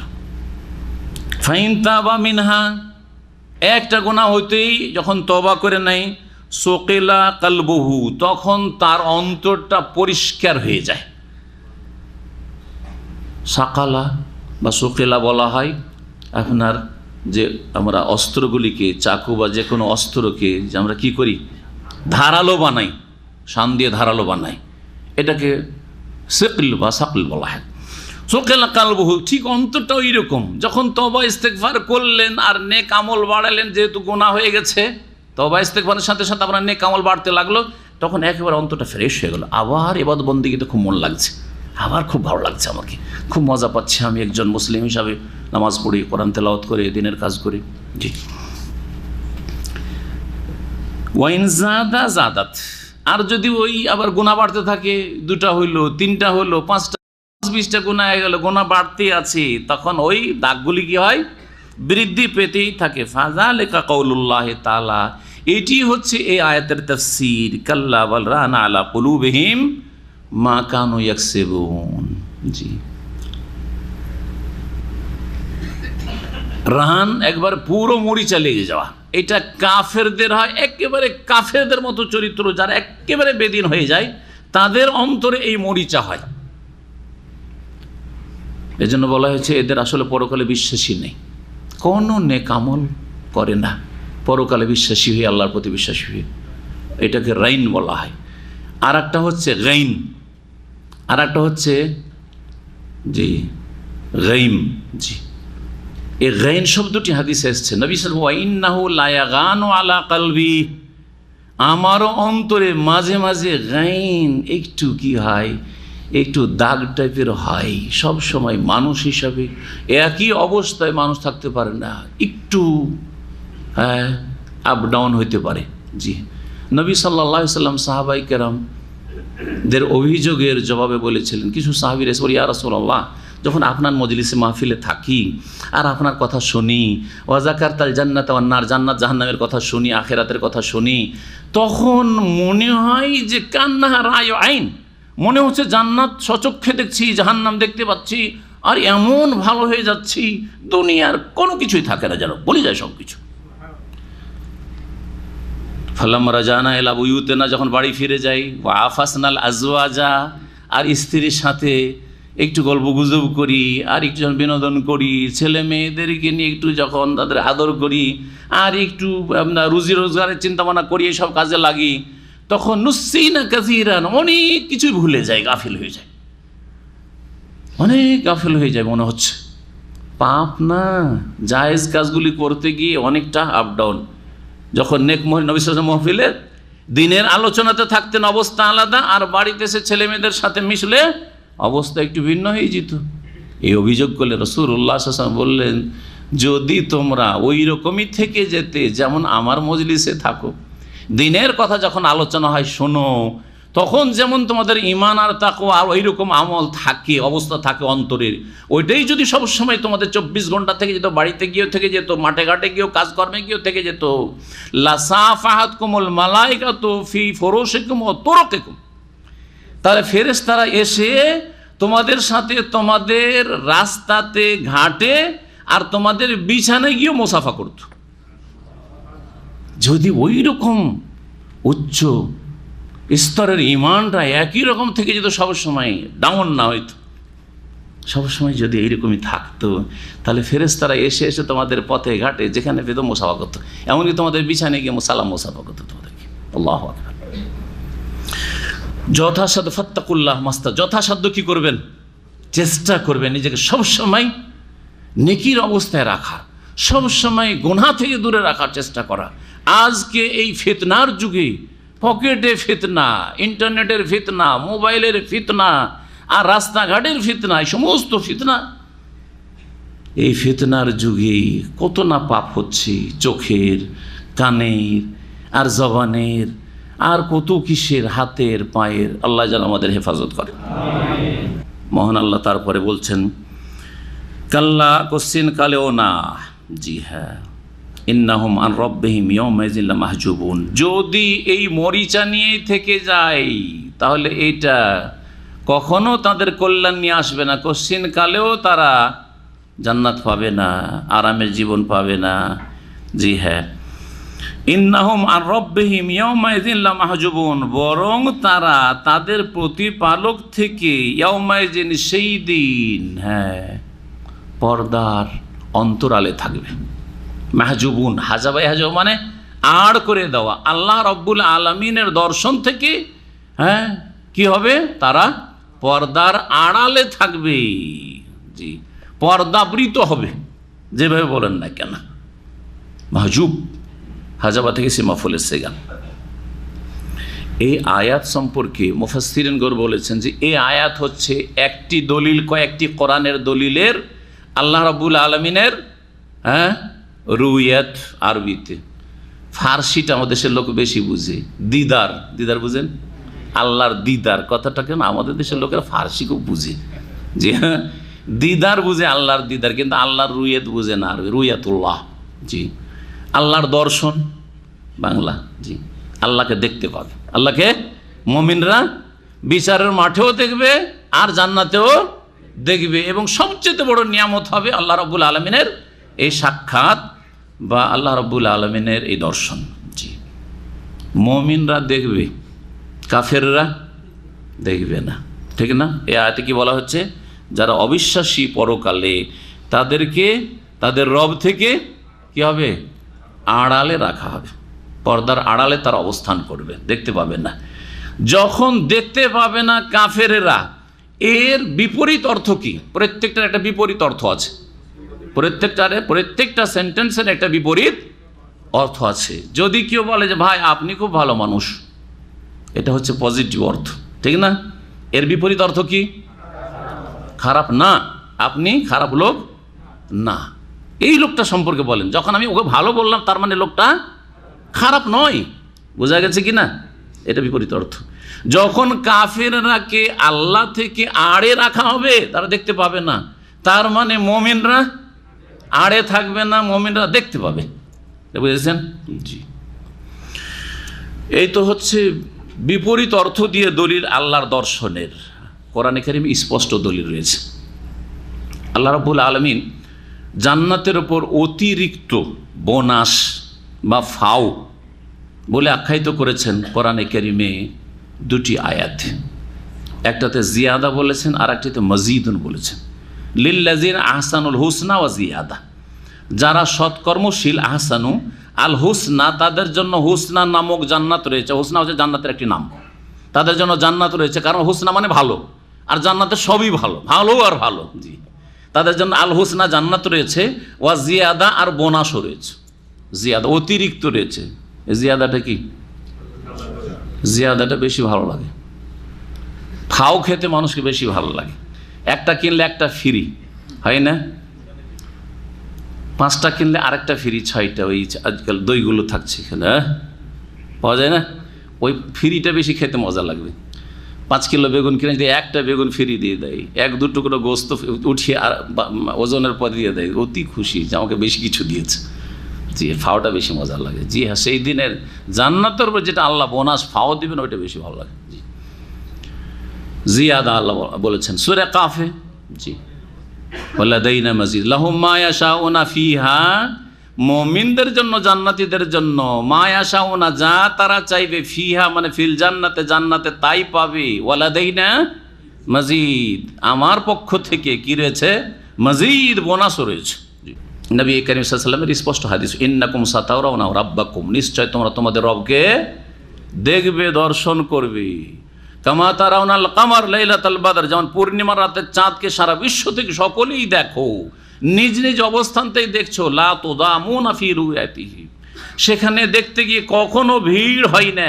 ভিড় লেগে গেছে পূর্ণিমার চাঁদ দেখতে, দেখেছেন কোনোদিন? কোনো ভিড় লাগে না। কষ্ট হয়েছে দেখতে পাচ্ছি না ঠিক করে, কেউ পাচ্ছি কেউ পাচ্ছি না। হয় পূর্ণিমার চাঁদ দেখতেই কষ্ট হয় না, প্রথম দিনের হইতে পারে, দেখি না? লা তুদারুনা ফি রুয়াতিহি, কেউ কারো ক্ষতি করবে না, মানে ক্ষতি হবে না এই দেখতে গিয়ে। মানুষ ভিড়ের মধ্যে দেখতে গিয়ে ধাক্কাধাক্কি করে কত লোক হতাহত হয়, হয় না? হয় না? বলছে এটাও হবে না, লা তুদারুন, অন্য রিওয়ায়াত রয়েছে। এই দেখবে কারা? যারা কোরআন সুন্নাহর অনুসারী, যারা বিশ্বাসী আল্লাহর চেহারাতে, ঠিক না?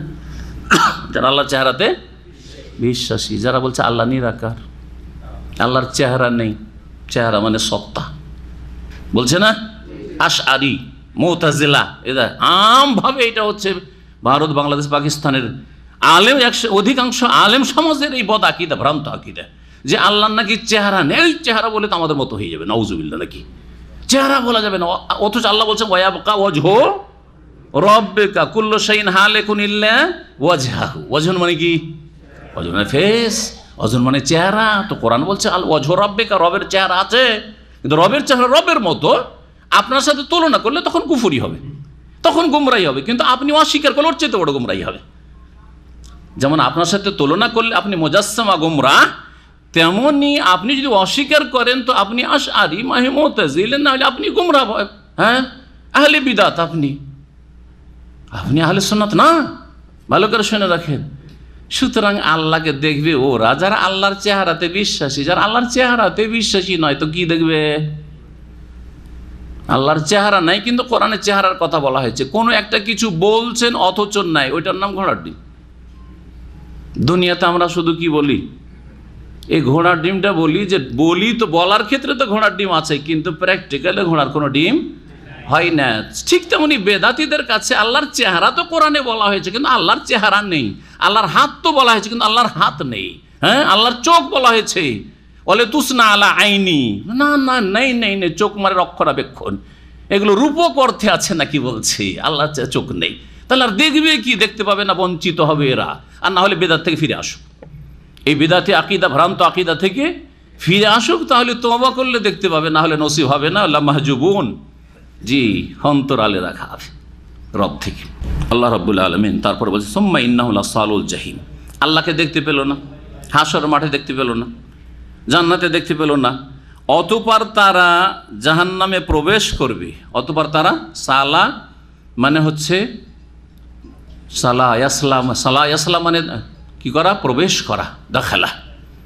জি, লা ইয়াসলাহা ইল্লাল আশকা তাসলা নারান হামিয়া, আছে না? সুম্মা ইন্নাহু লাসালুল জাহিম, অতঃপর তারা জাহান্নামে প্রবেশ করবে। জাহিম জাহান্নামের নাম। সুম্মা ইউকালু, তারপরে এই জাহান্নামীদেরকে জাহান্নামে তারা জ্বলতে থাকবে, আর বলা হবে ফেরেশতাদের মাধ্যমে, হাযাল্লাযী কুনতুম বিহি তুকাজ্জিবুন, এইটাই সেই দিন, পরকালের দিন, যেটাকে তোমরা মিথ্যা মনে করতে, বিশ্বাস করতে না। কাল্লা, কোশ্চিন কালেও না, শোনো বা সত্যি কথা শোনো, হাক্কান ইন্না কিতাবাল আবরার লাফি ইল্লিয়িন, নিশ্চয় আবরার, গত সপ্তাহে এই শব্দটি এসেছিল, বররুনের বহু বচন। আল্লাহর নামও বার, কিন্তু আব্দুল বার, আল্লাহর 99টা নামের একটি নাম হচ্ছে বার। আর নেক লোককেও বার বলা হয়। সৎ সন্তান, নেক সন্তানকে বারুন, ওয়ালাদুন বারুন বলা হয়। বারুন বে ওয়ালিদাইহি, মাতা পিতার সাথে সদাচরণকারী সন্তান। তো আবরার মানে হচ্ছে নেক লোকেরা, নিশ্চয়ই সৎকর্মশীল বা ভালো মানুষরা যারা, ইন্না কিতাবাল, নিশ্চয়ই সৎকর্মশীলদের ভালো মানুষদের লিখনি বা আমলনামা হবে কোথায়? লাফি ইল্লিয়িন, ইল্লিয়িনে হবে। ইল্লিয়িনের ব্যাখ্যা করে দিয়েছি, সুউচ্চ স্থান। তাদের আমলনামা সেখানে থাকবে, মৃত্যুর পদে তাদের রুহগুলি সেখানে পৌঁছে দেওয়া হবে, আলামুল আরওয়াহ, রুহের জগতে, আত্মার জগতে, এবং জান্নাত ইল্লিয়িন, সুউচ্চ স্থান, সুউচ্চ স্থানে রয়েছে। ওমা আদরাকা মা ইল্লিয়ুন, কি করে তুমি জানবে বা কিভাবে তুমি জেনেছো মা ইল্লিয়ুন, যে ইল্লিয়ুন কি জিনিস? তাহলে বোঝা গেল যে ইল্লিয়ুনের বহু বচন হচ্ছে ইল্লিয়ুন বা ইল্লিয়িন। জি হ্যাঁ, এটা হচ্ছে জামান্নাস সালেম যেমন হয়, কখনো মুসলিমুন, কখনো মুসলিমিন, কখনো মুসলিমুন, কখনো মুসলিমিন, ঠিক এই রাবের পরিবর্তন হয়ে থাকে। কিতাবুম মারকুম, সেটা হচ্ছে লিখিত আমলনামা, লিখিত আমলনামা, লিখিত কর্মলিপি। কিতাবুন মারকুম কোনটা? সেটা ওই কিতাব আল আবরার। এখানেও এটা হচ্ছে ইল্লিনের ব্যাখ্যা না, কিসের ব্যাখ্যা? সেটা ওই যে ইন্না কিতাব আল আবরার, নেক লোকদের যে আমলনামা, সেটা লিখিত আমলনামা, লিখা আছে, সব কিছু রেকর্ড হয়ে আছে। ইয়াশহাদুহুল মুকাররাবুন, যেটা প্রত্যক্ষ করে, যেটা প্রত্যক্ষ করে, আল মুকাররাবুন, আল্লাহর সান্নিধ্য প্রাপ্ত ফেরেশতারা, মালায়েকা, আল মালায়েকাতুল মুকাররাবুন, মুকাররাব করিব থেকে, যাদেরকে নিকটবর্তী করা হয়েছে, যাদেরকে একেবারে কাছে রাখা হয়েছে। আল্লাহর মানে আরশ আজিমের চারিদিকে যে অসংখ্য ফেরেশতা রয়েছে, মালায়েকা মুকাররাবিন, আল্লাহ নৈকট্য প্রাপ্ত ফেরেশতা, তাদেরকে এখানে মুকাররাবুন বলা হয়েছে, যারা প্রত্যক্ষ করে কি? নেক লোকের আমল নামা প্রত্যক্ষ করে। যে শাহেদা ইয়াশহাদু মানে হাজির থাকা, শাহেদা ইয়াশহাদু মানে প্রত্যক্ষ করা, সচক্ষে দেখা, শাহেদা ইয়াশহাদু মানে সাক্ষী দেওয়া। কারণ সাধারণত সাক্ষী দেখার পরই হয়, জিনিসটা সম্পর্কে দেখে বা জেনেই সাধারণত দেওয়া হয় নিশ্চিত জ্ঞানের ভিত্তিতে। সেই জন্য শাহেদার অর্থ সাক্ষী দেওয়া হয়ে থাকে, কিন্তু শাহেদা ইয়াশহাদু মানে হচ্ছে প্রত্যক্ষ করা। আলেমুল গায়বি ওয়াশ শাহাদা, এই জন্য আল্লাহ রাব্বুল আলামিন সম্পর্কে আল্লাহ কি বলছেন? তিনি দৃশ্য আর অদৃশ্যের জ্ঞানী। আলেমুল গায়ব, অদৃশ্যের জ্ঞানী, আর ওয়াশ শাহাদা, আলেমুশ শাহাদা মানে যা দেখা যায় তার সেসব সম্পর্কেও। ইন্নাল আবরারা লাফি নাঈম, নিশ্চয়ই যারা সৎকর্মশীল নেক লোক, তারা সুখে স্বাচ্ছন্দ্যে থাকবে বা নিয়ামতে থাকবে, আল্লাহর নিয়ামতে অবস্থান করবে। আলাল আরাইকে, আরিকাতুনের বহু বচন। আরিকা হচ্ছে আরামদায়ক কেদারা। কেদারাকে বুঝেন? আচ্ছা, ইংলিশ বলতে পারেন তাই না? কুরসিও বলতে পারেন, মাশাআল্লাহ, কুরসি। জি, তো আসন, আসন, জি হ্যাঁ। আজকালকার যুগে সোফা হচ্ছে আরায়ক, দুনিয়ার এগুলো আসল, আরামদায়ক, একটু গদিতে আরামে বসছেন আপনি, আরায়ক, আরিকা। তো আসন এখানে বলছেন যে আল্লাহ রাব্বুল কি বলছেন? আলাল আরায়কি ইয়ানজুর, এই নেক লোকেরা সুখ স্বাচ্ছন্দ্যে থাকবে। আর কিসে থাকবে? আলাল আরায়কি ইয়ানজুরুন, তারা আরামদায়ক আসনে বসে সব কিছু অবলোকন করবে, দেখতে থাকবে। কেউ আরামে বসে, যারা খুব উঁচা জায়গাতে বসে আছে আর বসে গোটা শহরের দৃশ্য দেখছে, কত মজা লাগছে। উঁচা জায়গায় বসে গোটা দাম্মামের দৃশ্য দেখছে, কত মজা লাগছে, ঠিক না? আল্লাহ আরায়কি ইয়ানজুরুন, জান্নাতীদের এটি একটি নিয়ামত। তারিফু ফি ওজুহিহিম নাদারাতান নাঈম, আর তাদের মুখমণ্ডলে বা চেহারাতে তুমি স্বাচ্ছন্দ্যের সজীবতা দেখতে পাবে। নাঈম স্বাচ্ছন্দ্য, আর নাদারাতুন মানে সজীবতা। জি, মানুষ যখন খুব সুখে থাকে, তাদের চেহারা দেখলেই বোঝা যায় যে এর জীবনটা খুব লাক্সারি জীবন, খুব সুখের জীবন। ধনীদের ছেলে, রাজা বাদশাদের ছেলে, যারা বড় ক্ষমতার মালিক, অভাব নেই, কোনো টেনশন নেই, আর খুব সুখে লালিত পালিত, ছোট থেকে দেখতে ফুলের মতো কত সুন্দর, তাই না? কিন্তু যারা মাঠে ঘাটে যায় আর কষ্ট করে, ফর্সা ছেলেও মলিন হয়ে গেছে, চেহারা কালো হয়ে গেছে, হয় না? হয় না? যারা সৌদি আরবে রোদে বাতাসে কাজ করে, এখানে কালো হয়ে থাকে, দেশে ছুটি গেলে দেশ থেকে ফর্সা হয়ে আসে, দেখেছেন? ভালো করে খেয়াল করে। আবার আমরা যারা ছায়াতে কাজ করি, দেশে গিয়ে এক সপ্তাহ থাকলে অবস্থা খারাপ হয়ে যায়, চেহারা আসল রং ফিরে চলে আসে। কথা বোঝা কি? সৌদি আরব রংটা কিন্তু আসল রং না, বা এটিকে আসল বলেন, সেইটাই নকল বলেন। যে দেশে জন্ম নিয়েছে সেটাকে আসল ধরলে তা আসল না, এটা ঠিক না। নজরাতান নাই, মানুষ যখন সুখে থাকে। জান্নাতে ওই রকমই, জান্নাতীদের চেহারা দেখেই বোঝা যাবে, তাদের চেহারার সজীবতা দেখেই বুঝতে পারবে যে এরা অত্যন্ত সুখী, এদের মতো সুখী দুনিয়াতে কেউ নেই। ইউসকাউনা মিন রাহিকি মাখতুম, তাদেরকে পান করানো হবে মোহরাঙ্কিত জান্নাতি সুধা থেকে। রাহিক হচ্ছে খালেস আর শারাবুল খালেস, এমন মদ, মদ বললে তো খারাপ লাগে শুনতে, তাই না? কিন্তু সেটা জান্নাতি মদ, যেখানে 4টি নহর থাকবে। সূরা মুহাম্মদে আল্লাহ বলেছেন 4টি নহর কিসের কিসের বলতে পারেন? ফিয়ে আনহার মিন মাইন, একটা পানির, ও আনহার মিন লাবান, দুধের, ও আনহারুন মিন আসালিন মুসাফা, আর ও আনহারুন মিন খামরিন, খামর মানে মদের একটা নহর হবে। নহর আনহার একটা না, আনহার বলেছেন, নাহার এক বচন, আনহার অনেক নদী নালার মতো নাও। নাহার মানে নদী, শুধু শুধু ছোট ছোট ঝর্ণা নয়, নহর আনহার অনেক আনহার হবে। মিন খামরিন, কিন্তু কেমন খাম? লাজ্জাতিল লিশারিবিন, পানকারীর জন্য বড়ই সুস্বাদু হবে, বড়ই টেস্টি হবে। লজ্জা আল্লাহ বলছে। জি, এখানে ওই মদ সম্পর্কে বা ওই সুধা সম্পর্কে বলা হচ্ছে রাহিক। রাহিক মানে হচ্ছে আশরাবুল খালিস, একেবারে ভেজাল মুক্ত, যে নেশাগ্রস্ত হবে না, মাথার ব্যথা হবে না, আর বমি হবে না, আর পাগলামি মাতলামি করবে না, আছাড় খেয়ে পড়বে না, যা দুনিয়ার নোংরা খবিস মদ খেয়ে হয়। জি হ্যাঁ, মাখতুম। আর তাতে আবার উপরন্ত কি থাকবে? মোহরাঙ্কিত থাকবে, মোহর লাগানো থাকবে, যাতে ভেজালের কোনো সম্ভাবনা না থাকে। বড় বড় নেতারা কিন্তু এই খোলা পানি খাবে না, যেমন আমাজন এখানে টেবিলে খোলা পানি রেখে দিয়েছেন, কখনো খাবে না, খাবে? হ্যাঁ, জি হ্যাঁ, মোহরাঙ্কিত, মোহর তার সামনে খুলে তারপর দেওয়া হয়। জি, তাদের ভেজাল ঢোকার কোনো সম্ভাবনাই নেই। আরে জমজম পানিতেও ভেজাল ঢোকাচ্ছে এক শ্রেণীর লোকের, আল্লাহ হেদায়েত করে। এই জন্য তো জমজমের এই সিস্টেমটা করা হয়েছে, যে গোল বোতল করা হয়েছে। এই ওমরা যে গাড়িগুলো থামতো, আর এই যে অফিসগুলো আপনার নিয়ে যেত না বাস, আশেপাশে খামসারিয়াল খামসারিয়াল খামসারিয়াল পাওয়া যেত, আর নিয়ে এসে 1 সপ্তাহ থাকতো না, তাতে কী হইতো? বিকৃতি চলে, পানি খারাপ হয়ে যেত, পানির রং পাল্টে গেছে। হ্যাঁ, আস্তাগফিরুল্লাহ বলি, এতেও যদি মানুষ ধোকা দেয় তাহলে কোথায় পৌঁছে গেছে? কত বড় ধোকাবাজ! দামের দিক দিয়ে, মূল্যের দিক দিয়ে ঠিক মূল্য নিল, এটা হয়ে যায় তাতফিফ, মোতাফিফিন, যাদের জন্য ধ্বংস। জমজম বেচাও ধ্বংস হবে, কথা বুঝতে পেরেছেন? জি, মাখতুম খেতামহ মিস্ক। খেতাম, খেতামের মানে কি? মুফাসসিরিনগণ বিভিন্ন অর্থ করে। খেতামহ মিস্ক মানে যার সুগন্ধি হবে। খেতাম মানে যার সুগন্ধি হবে, কিসের? কস্তুরীর একটা অর্থ। খেতামন মানে তাহলে কি? সুগন্ধি, পান করবে অতি সুগন্ধি পাবে। সেন্ট কিসের আসছে? কস্তুরি, সবচেয়ে মূল্যবান যেটা সেন্ট। এই কস্তুরি মিস্ক কোথা থেকে হয়?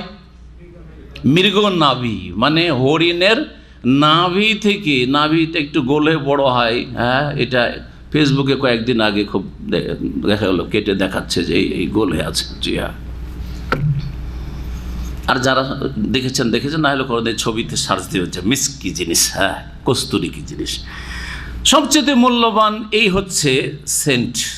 ওই সেন্টটা পাবে, পান করবে আর এত সুন্দর সেন্ট পাবে। এটা হচ্ছে এর খেতামন মানে তাহলে সুগন্ধি। মিস্ক কিসের? কস্তুরীর সুগন্ধি হবে। এটা কেউ কেউ অর্থ করেছে। কেউ কেউ অর্থ করে খেতাম মানে খাতামা একদম, খাতাম মানে শেষ, খতম করলাম মানে কি? শেষ করলাম। ওই খতম থেকে খেতাম, তার মানে কি হবে? শেষ ঢোকটা যে পান করবে, খেতামহু তার সমাপ্তি, পান করা যে শেষ হচ্ছে, শেষ ঢোকটা যেটা, সেটাকে খেতাম বলা হয়। শেষ ঢোকটা যেটা হবে সেটা হবে কিসের? মিসকন, কস্তুরীর সুগন্ধির হবে। তখন কস্তুরীর সুগন্ধি পাবে। মানুষ পান করে তখন বুঝতে পারে না, পান করার শেষে তখন বুঝতে পারে যে এটার সেন্টটা কেমন, ঠিক? কারণ তখন ছেড়েছেন এখন নিঃশ্বাসটা, তখন বিশেষ করে আরো এইটা হবে। ওয়াফি যালিকা ফালিয়াতানাফাসিল মুতানাফিসুন। এই ক্ষেত্রে প্রতিযোগীরা যেন প্রতিযোগিতা করে, যারা আগ্রহী প্রতিযোগিতা, কম্পিটিশন করতে। তানাফুস মানে প্রতিযোগিতা করা। তানাফুস শব্দটি নাফাস থেকে এসেছে। নাফাস মানে কি জানেন? শ্বাস।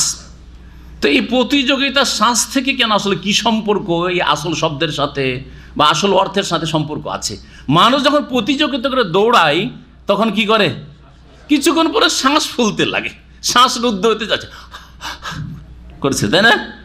এই জন্য তানাফুস প্রতিযোগিতার অর্থে এসছে বাবে তাফাউলে গিয়ে।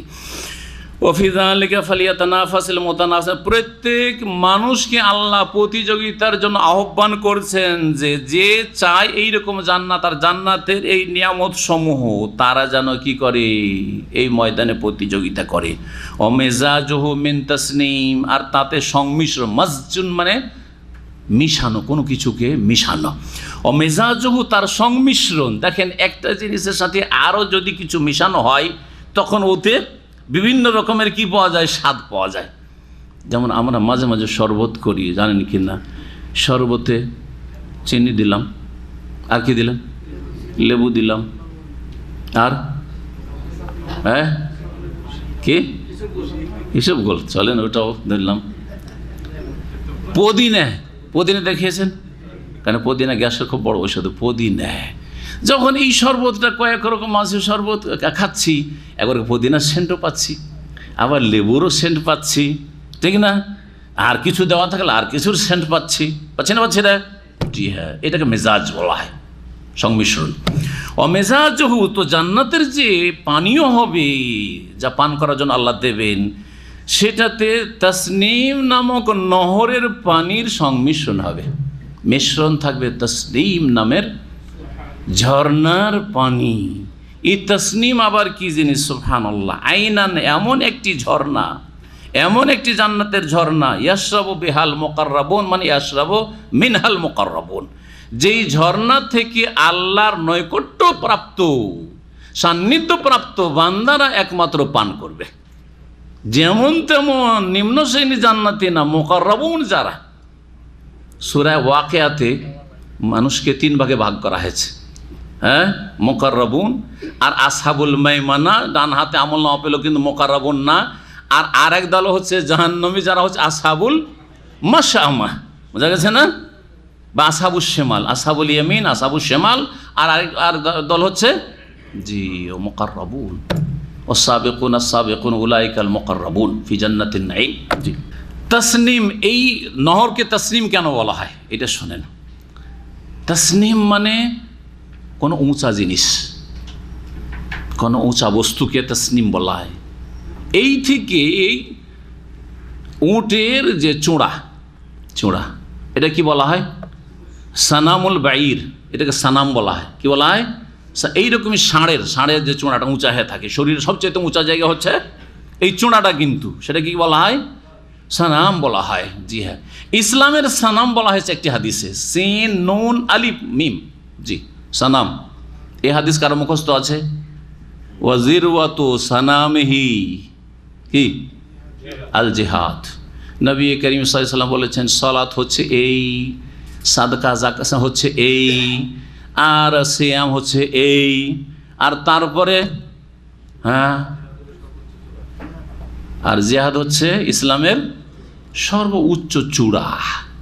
জিহাদ জনগণ করবে, জনগণ বেরিয়ে পড়বে নিজে থেকে, না তাদেরকে কেউ বের হওয়ার হুকুম দেবে? কে হুকুম দিবে? বড় পীর সাহেব, যে বাংলাদেশের যে বড় পীর, তার এ অধিকার নাকি? কার? বড় যে হজরত তার নাকি? বড় হুজুর, হ্যাঁ, হাফিজি হুজুর নাকি? না না, কেউ দেবে না। গ্র্যান্ড মুফতি নাকি? না, কে দেবে? শাসক দেবে। জি, এটা হচ্ছে প্রথম শর্ত জেহাদের ঘোষণার জন্য। তারপরে জেহাদ লুকিয়ে লুকিয়ে না, বন জঙ্গলে লুকিয়ে না, কথা বোঝা গেছে? জেহাদ হবে আলাল এলান, আর তার কিছু শর্ত রয়েছে। সেই শর্তগুলির একটি শর্ত হচ্ছে যে দেশের কোনো মুসলিম শাসকের নেতৃত্বে দিতে হবে। এই না যে আপনাদের আমিরে জামাত করে দিয়েছেন সে ঘোষক না, মোটেই ঘোষক না। দেশের নেতা হইতে হবে, যাতেই করে ঝুঁকির মুখে মোকাবেলায় দাঁড়াতে পারে। বড় হিকমত রয়েছে, মুসলিম জাতির সর্বনাশ না হয়, প্রোটেকশনের ব্যবস্থা দিতে পারে, এর রিয়াকশন হলে প্রতিরোধ গড়ে তুলতে পারে। এই ক্ষমতা কার কাছে আছে? শাসক ছাড়া কার কাছে আছে? কারোর কাছে নেই। তো একটি শর্ত। দ্বিতীয় শর্ত যে বিজয়ের সম্ভাবনা থাকতে হয়। মক্কার মতো অবস্থায় দুর্বল অবস্থা থাকে তাহলে নয়। যেই মুসলিম জাতির 95 জন বেনামাজি, সেই জাতির মধ্যে যোগ্যতাটাই কিসের আছে বলেন? জিহাদ করবে বলেন?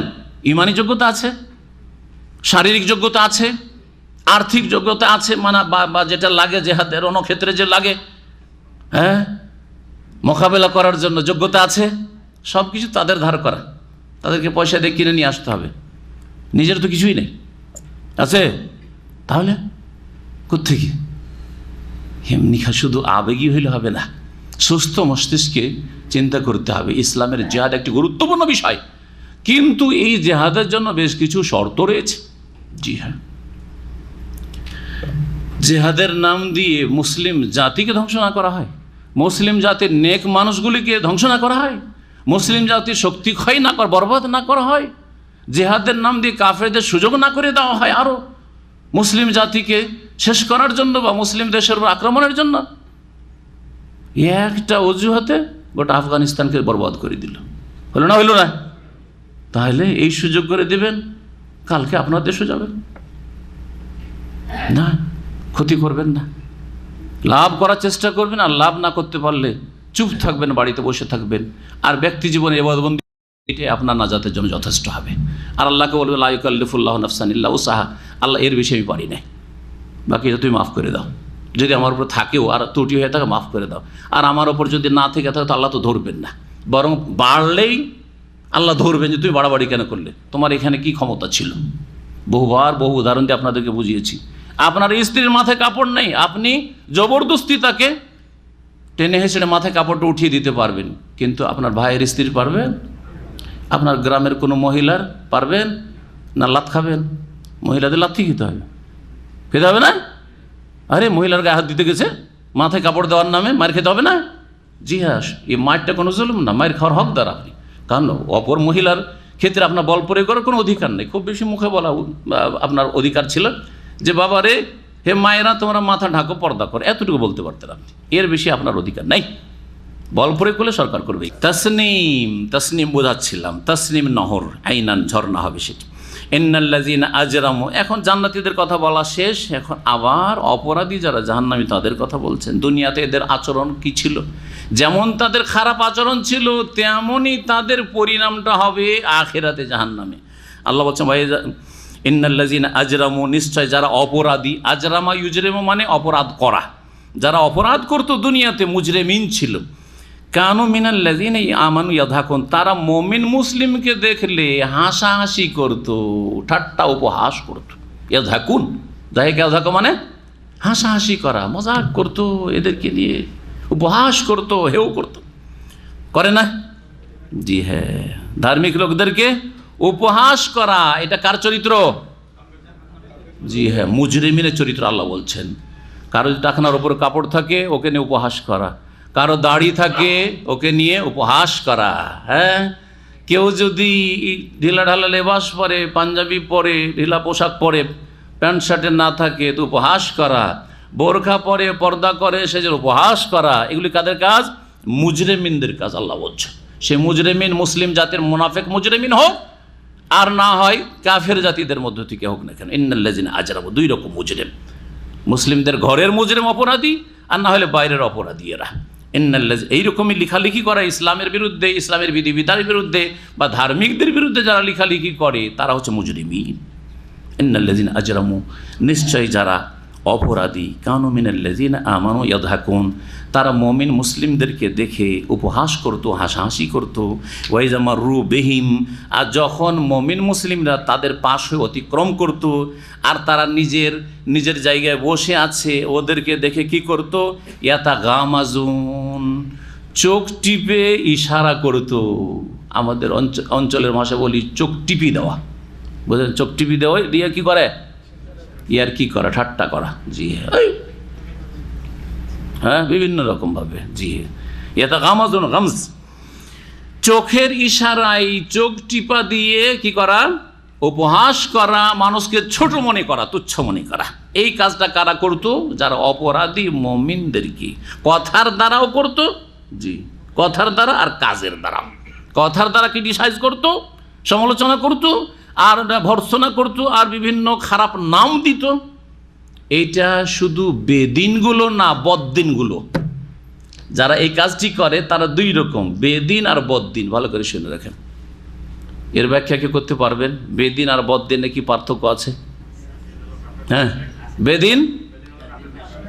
বেদিন হচ্ছে মুসলিম সমাজের মুনাফিকগুলো, যারা দিনের শত্রু, ইসলামের শত্রু, ইসলামের বিধিবিধানের শত্রু, পর্দার শত্রু আর ধার্মিকতার শত্রু। আর আর কাফের যারা ইসলাম বিদ্বেষী ও মুসলিম বিদ্বেষী, তারা, এরা হচ্ছে বেদিন, ঠিক না? আর বদ্দিন কারা?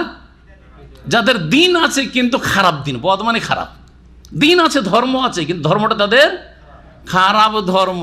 তারাও কিন্তু উপহাস করে, তারাও কিন্তু আমাদের সহি আকীদা সুন্নাহর অনুসারী ভাইদেরকে দেখে চোখ টিপে ঠাট্টা মজাক করে, এদেরকে তুচ্ছ মনে করে না?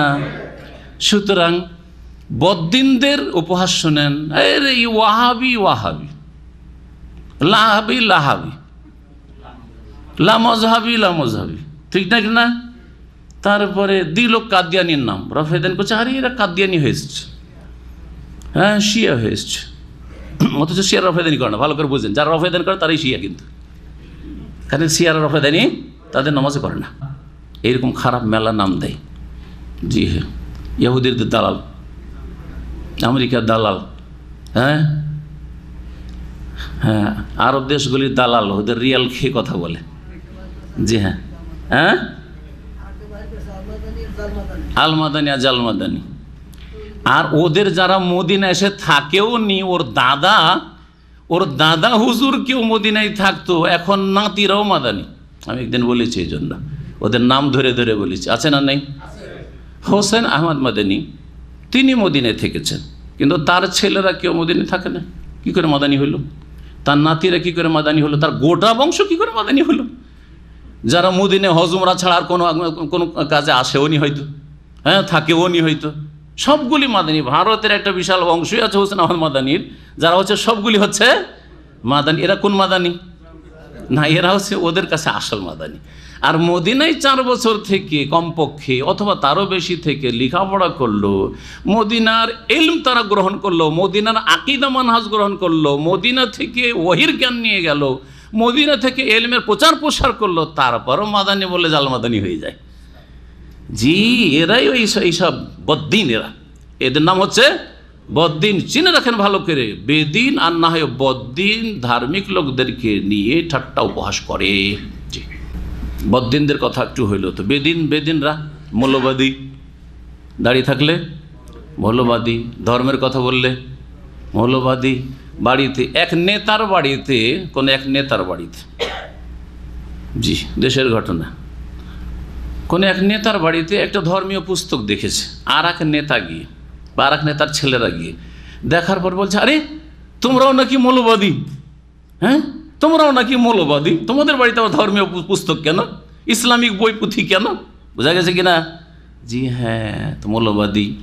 তারপরে কট্টরপন্থী, হ্যাঁ, জঙ্গি। ইসলাম মানে জঙ্গিবাদ লাগিয়ে দেওয়া, ইসলামের কথা বললেই জঙ্গিবাদ। টাকনার উপরে কাপড় থাকলেই এর জঙ্গি হবে, নাহলে টাকনার উপরে কেন কাপড়?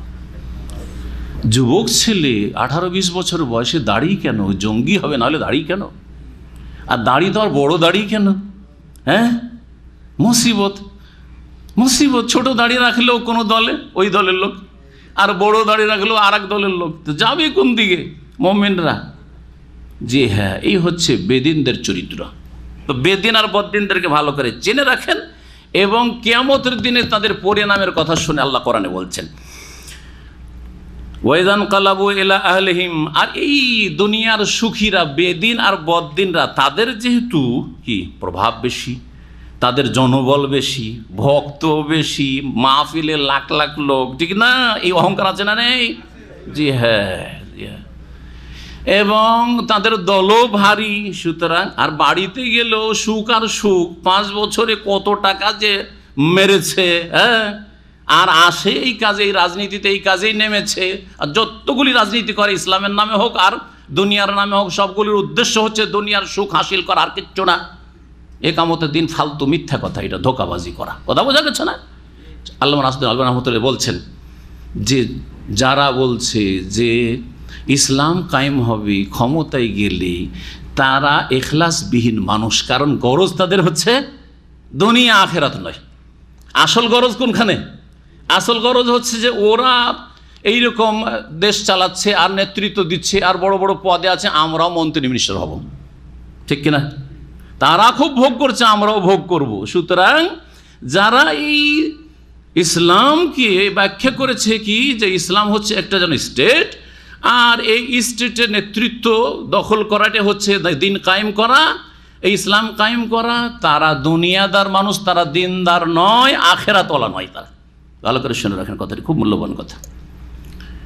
পক্ষান্তরে যে তার তৌহিদ পালন করে, তার 5 ওয়াক্ত সালাত আদায় করে, তার জীবনের প্রতিটি ক্ষেত্রে যথাসাধ্য চেষ্টা করে ইসলাম কায়েম করার, এবং তারপরে অন্যদেরকেও এইরকম মুসলিম বানাবার চেষ্টা করে, আর উদ্দেশ্য দুনিয়ার নেতৃত্ব না। 100 বছরও যদি দিনের খেদমত করে, কখনো তার উদ্দেশ্য না যে আমরা কোনোদিন ক্ষমতায় যাব আর এই ভোগবিলাসের সামগ্রীগুলো আমরা পাবো, বরং আখেরাতে জান্নাতে সুউচ্চ স্থান পাবো। জি হ্যাঁ, শেখ আলবানী, শেখ ইবনে বাজ, শেখ ইবনে উসাইমিন, এইরকম দুনিয়ার বড় বড় আইম্মায়ে কেরাম, ইবনে তাইমিয়া রাহিমাহুল্লাহ আর ইবনুল কাইয়িম, এরকম যতগুলি আইম্মায়ে কেরাম আর মুজাদ্দিদিন যারা গেছেন, সংস্কারক গেছেন, তারা কখনো ক্ষমতার আশা করেছে যে আমি ক্ষমতায় যাব বা আমরা ক্ষমতায় যাব, আমরা দেশের পরিচালনা করবো আর আমরা নেতৃত্ব দেব? কখনো না। এমন মোহাম্মদ আবদুল্লাহ রহমতুল্লাহ আলাইহ শুরুতে বলে দিয়েছে ইমাম মোহাম্মদ বিন সৌদকে যে দেখেন, আমাকে আপনি দিনের কাজ করতে দেন, আর হুকুম দেশ পরিচালনা করা আপনাদের কাজ, আমি নেব না। আগেই বলে দিচ্ছি, যাতে করে এই চিন্তা না হয় যে কি জানি যখন শক্তিশালী হবে তখন কি না করে। আগে থেকে বলে দিচ্ছি যে হুকুম, শাসন, ক্ষমতা আপনাদের, আর আমাকে শুধু দিনের খেদমতটা করতে দেন, দাওয়াতের কাজ করতে দেন। এই যে কবর মাজার পূজা হচ্ছে আর গাছের পূজা হচ্ছে, নারীরা গিয়ে গাছকে জড়িয়ে ধরছে সন্তান নেওয়ার জন্য, যে গাছে সন্তান দিতে পারবে, গাছের সাথে আলিঙ্গন করলে, এগুলোকে আমাকে উচ্ছেদ করতে দেন এই আরব জাজিরা থেকে। বোঝা গেছে না? সেজন্য এই দাওয়াতে আল্লাহ বরকত দিয়েছেন। জি, এই দাওয়াতে আল্লাহ বরকত দিয়েছেন, যে দাওয়াতে ইখলাস আছে। আর যেই দাওয়াতে দুনিয়াদারের গরজ আছে, ক্ষমতায় যাব, সেই দাওয়াতে মার খেতে হয়েছে, জুলমের শিকার হতে হয়েছে, আর ক্ষতিগ্রস্ত হতে হয়েছে, কিচ্ছু লাভ হয়নি। নিজেও ধ্বংস হয়েছে, সর্বনাশ হয়েছে, অন্যদেরকে ধ্বংস করেছে, যুবকদেরকে ধ্বংস করেছে। তাদের মগজে ভ্রান্ত মতবাদ ঢুকিয়ে দিয়েছে যে ইসলাম কায়েম মানে এটাই কায়েম করা। না না, যখন তারা বাড়িতে ফিরে আসে, এই সুখী লোকেরা, দুনিয়ার সুখী লোকেরা, ইনকালাবু ফাকিহিন, বড়ই প্রফুল্ল তার সাথে ফিরে আসে, বড়ই আনন্দের সাথে ফিরে আসে। বাইরে খুব আমোদ ফুর্তি, নেতাগিরি করে, আর বাড়িতে আসলে তাদের দাপটের শেষ নাই, আর সুখের সামগ্রীর শেষ নাই, ভোগবিলাসের শেষ নাই। জি হ্যাঁ, ওয়াইদা রাআউহুম, আর যখন এই মুমিন মুসলিমদেরকে, ধার্মিক লোকদেরকে দেখে, কালু, তখন তারা বলে রাস্তাঘাটে দেখে, ইন্না হাউলাই লাদাল্লুন, এরা গুমরাহ, এরা হচ্ছে পথভ্রষ্ট, এরা হচ্ছে বিভ্রান্ত, এসব কথা দল্লুন বলে না, বলে না? বেদিনও বলে, বদ্দিনও বলে, বদ্দিনরাই বেশি বলছে। সহি আকীদার কথা বলেন, তৌহিদের কথা বলেন, সুন্নতের কথা বলেন, খালি বলে দেন যে মিলাদটা বেদাত, শুধু বলে দেন যে নিয়ত পড়াটা বেদাত। বলবে যে এরা কোথাকার দালাল, দিল আমেরিকার দালাল বানিয়ে আপনাকে, দিল সৌদি আরবের দালাল বানিয়ে দিল, শুধু দালাল না, 5টা গোলাম বানিয়ে দিল আপনাকে। হ্যাঁ, খুব সুন্দর গাল, 5টা গোলাম। জি হ্যাঁ, কোরআন সুন্নাহর খেদমত করলে 5টা গোলাম। জি হ্যাঁ, জি, ইন্না হাউলাই লাদাল্লুন, বিভিন্ন ভাষা দিয়ে বলবে। যুগের আবর্তনে বিবর্তনে শব্দ চেঞ্জ হবে, বাক্য চেঞ্জ হবে, কিন্তু কথা ওইটাই যে এরা পথভ্রষ্ট সব, আমরাই জান্নাতি, আমরাই হক্কানি, আর এরা সব বাতিল ফিরকা।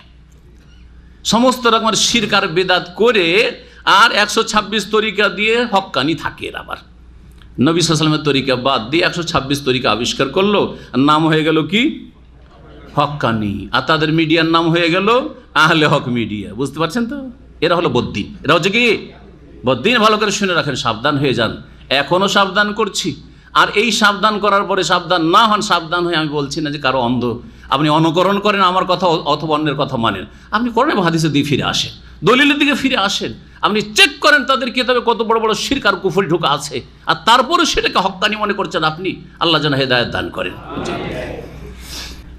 ওমা উরসিলু আলাইহিম হাফিজিন, অথচ এই অসৎ লোকদেরকে, এই অপরাধীদেরকে, এই মুমিনদের ওপর আপনার হাফেজিন মানে তাদের ওপর অভিভাবক করে প্রেরণ করা হয়নি, অথবা পাহারাদার করে তাদেরকে পাঠানো হয়নি। তোমাদেরকে তাদের তত্ত্বাবধানে রাখা হয়েছে, তাদের অভিভাবক করে রাখা হয়েছে, তাদের ওপর তোমরা হুকুম লাগাবে এই জন্য পাঠিয়েছে, তাদের সম্পর্কে তোমরা এই মন্তব্য করবে এই জন্য আল্লাহ তোমাদেরকে পাঠিয়েছে। আরে নিজের চরকায় তেল দাও, নিজের নফসি কর, নিজের সংশোধন কর, নিজে শিখো। ফালিয়াউমাল্লাযীনা আমানু মিনাল কুফফারি ইয়াদহাকুন, সুতরাং আজকে হাসরের মাঠে কিয়ামতের দিন এখন আসল কথা আল্লাহ আছে। দুনিয়াতে বদ্দিন আর বেদিনরা কোরআন সুন্নাহর অনুসারীদেরকে, আহলে সুন্নাত ওয়াল জামাতকে, যারা হকপন্থী তাদেরকে, যারা তাওহীদ এবং সুন্নাহর অনুসারী তাদেরকে, যারা শিরক বিদআত মুক্ত তাদেরকে দল্লুন বলেছে, বিভিন্ন নামে আখ্যায়িত করেছে, তাদেরকে নিয়ে উপহাস করেছে। আরে কয়টা লোক তাদের কথা শুনে? আর ওরা কি করবে, কি আছে? তাদের দেশ না, দেশ আমাদের, ওদেরকে তাড়িয়ে দিতে হবে। আউযুবিল্লাহ। এসব কথা গায়ের জোরে তো বলে নিচ্ছ, কিয়ামতের দিনের অপেক্ষা করো। আল্লাহ বলছে ফালিয়াউমাল্লাযীনা আমানু, আজকে ওই সব লোকেরা যারা মুমিন ইমানদার, মিনাল কুফফার ইয়াযহাকুন, কাফেরদেরকে নিয়ে হাসাহাসি করবে, জান্নাতে চলে যাবে, আর এই জাহান্নামীদেরকে জাহান্নামে জ্বলতে দেখবে। আর আল্লাহ বলবেন যে তোরাকে নিয়ে দুনিয়াতে হাসাহাসি করে চলে বেদিন বদ্দিনরা শিরকি আকীদা রাখতো বা বেদিন বিধর্মে মুনাফিক ছিল, হাসাহাসি করেছে, একটু তোরাও প্রতিশোধ বদলা নিয়ে নে। আজকে তোদেরকে বদলা নেওয়ার সুযোগ দিলাম, তোরা একটু হাস এদের ওপর। কেমন লাগছে? মজা লাগছে তো? জাহান্নামের আগুন কেমন লাগছে? আযাব কেমন লাগছে? খুব ভালো লাগছে? জি হ্যাঁ, ইয়াযহাকুন, মুমিনরা সেই দিন হাসবে, বদলা প্রতিশোধ হবে সেদিন। আলাল আরাইকি ইয়ানজুরুন, এবং আরামদায়ক আসনে তারা বসে দেখবে কাফেরদেরকে জাহান্নামে। তাহলে বোঝা গেল জান্নাতে বসে বসেও কাফেরদের অবস্থা দেখতে পাবে, যাতে করে আল্লাহর আরও বেশি শুকরিয়া আদায় করে। দেখেন, সুখী মানুষরা দুঃখী লোক না দেখলে নিজের সুখের অবস্থা বুঝতো না যে কত সুখে আছে। আপনি সব সময় ঘরের কোনায় এসিতে বসে থাকেন, বুঝবেন না যে গ্রীষ্মকালে আল্লাহ কত বড় নিয়ামত আপনাকে দিয়ে রেখেছেন, অথচ এইটা একটা ছোট্ট নিয়ামত। এর ওপর সুস্থতার নিয়ামত, নিরাপত্তার নিয়ামত, ইমানের, তার উপরে ইমান ইসলামের নিয়ামত, আর কত কি নিয়ামত রয়েছে, ঠিক না? এই যে এসিতে আরামে বসে আছেন, আপনি যদি বাইরে কোথাও না যান, কত গরমে বাইরে মানুষরা কাজ করছে, আপনি কিচ্ছু বুঝবেন না এবং আপনার এই নিয়ামতের মূল্যায়ন করবেন না। কথা ঠিক কিনা? যখন অফিস থেকে বেরিয়ে যাই আর রাস্তাতে দেখি দুপুরবেলা 12টা-1টার সময় অথবা বিকাল 4টার সময় রোদ্রে ক্লিন করছে রাস্তায়, চেহারা লাল হয়ে হয়ে কালো হয়ে গেছে, দেখার পরে তখন নিয়ামতের শুকরিয়াটা অন্তর থেকে বের হয় না? হয় না? জি। 500 টাকা বেতন, তারপরও টিওয়াই রুমের মধ্যে, আপনি এসি রুমে, ঠিক না? আর ওর হয়তো 700-800 টাকা বেতন বা 1000 টাকা বেতন, কিন্তু রোদরে 12 ঘন্টা, সকাল 6টা থেকে সন্ধ্যা 6টা পর্যন্ত। কি বলবেন? যে 1000 টাকার বেতন হইলে ভালো হইতো রোদে, নাকি? না, বলে আলহামদুলিল্লাহ অনেক সুখে আছে, আলহামদুলিল্লাহ অনেক সুখে আছে, ঠিক না? জি। তো আলাল আরাইকি ইয়ানজুরুন, আসনগুলিতে বসে জান্নাতীরা, মুমিনরা এই জাহান্নামীদেরকে দেখবে, আল্লাহর আরও বেশি বেশি শুকরিয়া আদায় করবে। আলহামদুলিল্লাহিল্লাযী হাদানা লিহাযা ওয়া মা কুন্না লিনাহতাদি লাউলা আন হাদানাল্লাহ, এই কথা বললে তখন। জি। হাল সুবিবাল কুফারু মা কানু ইয়াফআলুন, আল্লাহ বলছেন যে কাফেরদেরকে কি বদলা দেওয়া হয়েছে? সুবিবা মানে জুজিয়া, সওয়াব থেকে। সওয়াব মানে প্রতিদান, বদলা। সওয়াব নেকিকে সওয়াব বলে, আরবিতে কি বলে? নেকি যেটা বলছি আমরা ফার্সিতে, উর্দুতে ওইটা হচ্ছে সওয়াব। এই সওয়াব থেকে সুবিবা, আর সুবেবা সা ওয়াও বা এ সাবা ইয়াসুবো বা আসাবা ইউসিবো, আসাবা ইউসিবো মানে জাযা ইউজাজি, বদলা দেওয়া। হাল জুজিয়া, সুবে মানে হচ্ছে হাল জুজিয়া, হাল সুবে আল কুফারু, আল্লাহ বলছেন কাফেরদেরকে কি বদলা দেওয়া হয়েছে? মা কানু ইয়াফআলুন, তাদের কৃতকর্মের বদলা কি তারা পেয়েছে? আল্লাহ জিজ্ঞেস করবেন, আল্লাহর ফেরেশতা জিজ্ঞাসা করবে কাফেরদেরকে, এই বদ্দিনদেরকে, এই বেদিনদেরকে, যে তোমরা জাহান্নামে বদলাটা পেয়েছো তো? হাল সুবিবাল কুফারু মা কানু ইয়াফআলুন, জান্নাতীদেরকে বলবে যে তোমাদেরকে নিয়ে তো খুব উপহাস ঠাট্টা করেছিল, হেও করেছিল দুনিয়াতে, আজকে এই কাফেরগুলো তাদের কৃতকর্মের বদলা পেয়েছে তো? আজকে বেদিন বদ্দিনগুলো তাদের কৃতকর্মের শাস্তি পেয়েছে তো? হাল সুবেবাল কুফারু মা কানা ইয়াফালুন। হাযা ওয়া সাল্লাল্লাহু আলা মুহাম্মদ ওয়া আলা আলিহি ওয়া সাহবিহি আজমাইন। সুবহানাকাল্লাহুম্মা ওয়া বিহামদিকা আশহাদু আল্লা ইলাহা ইল্লা আনতা আস্তাগফিরুকা ওয়া আতুবু ইলাইক।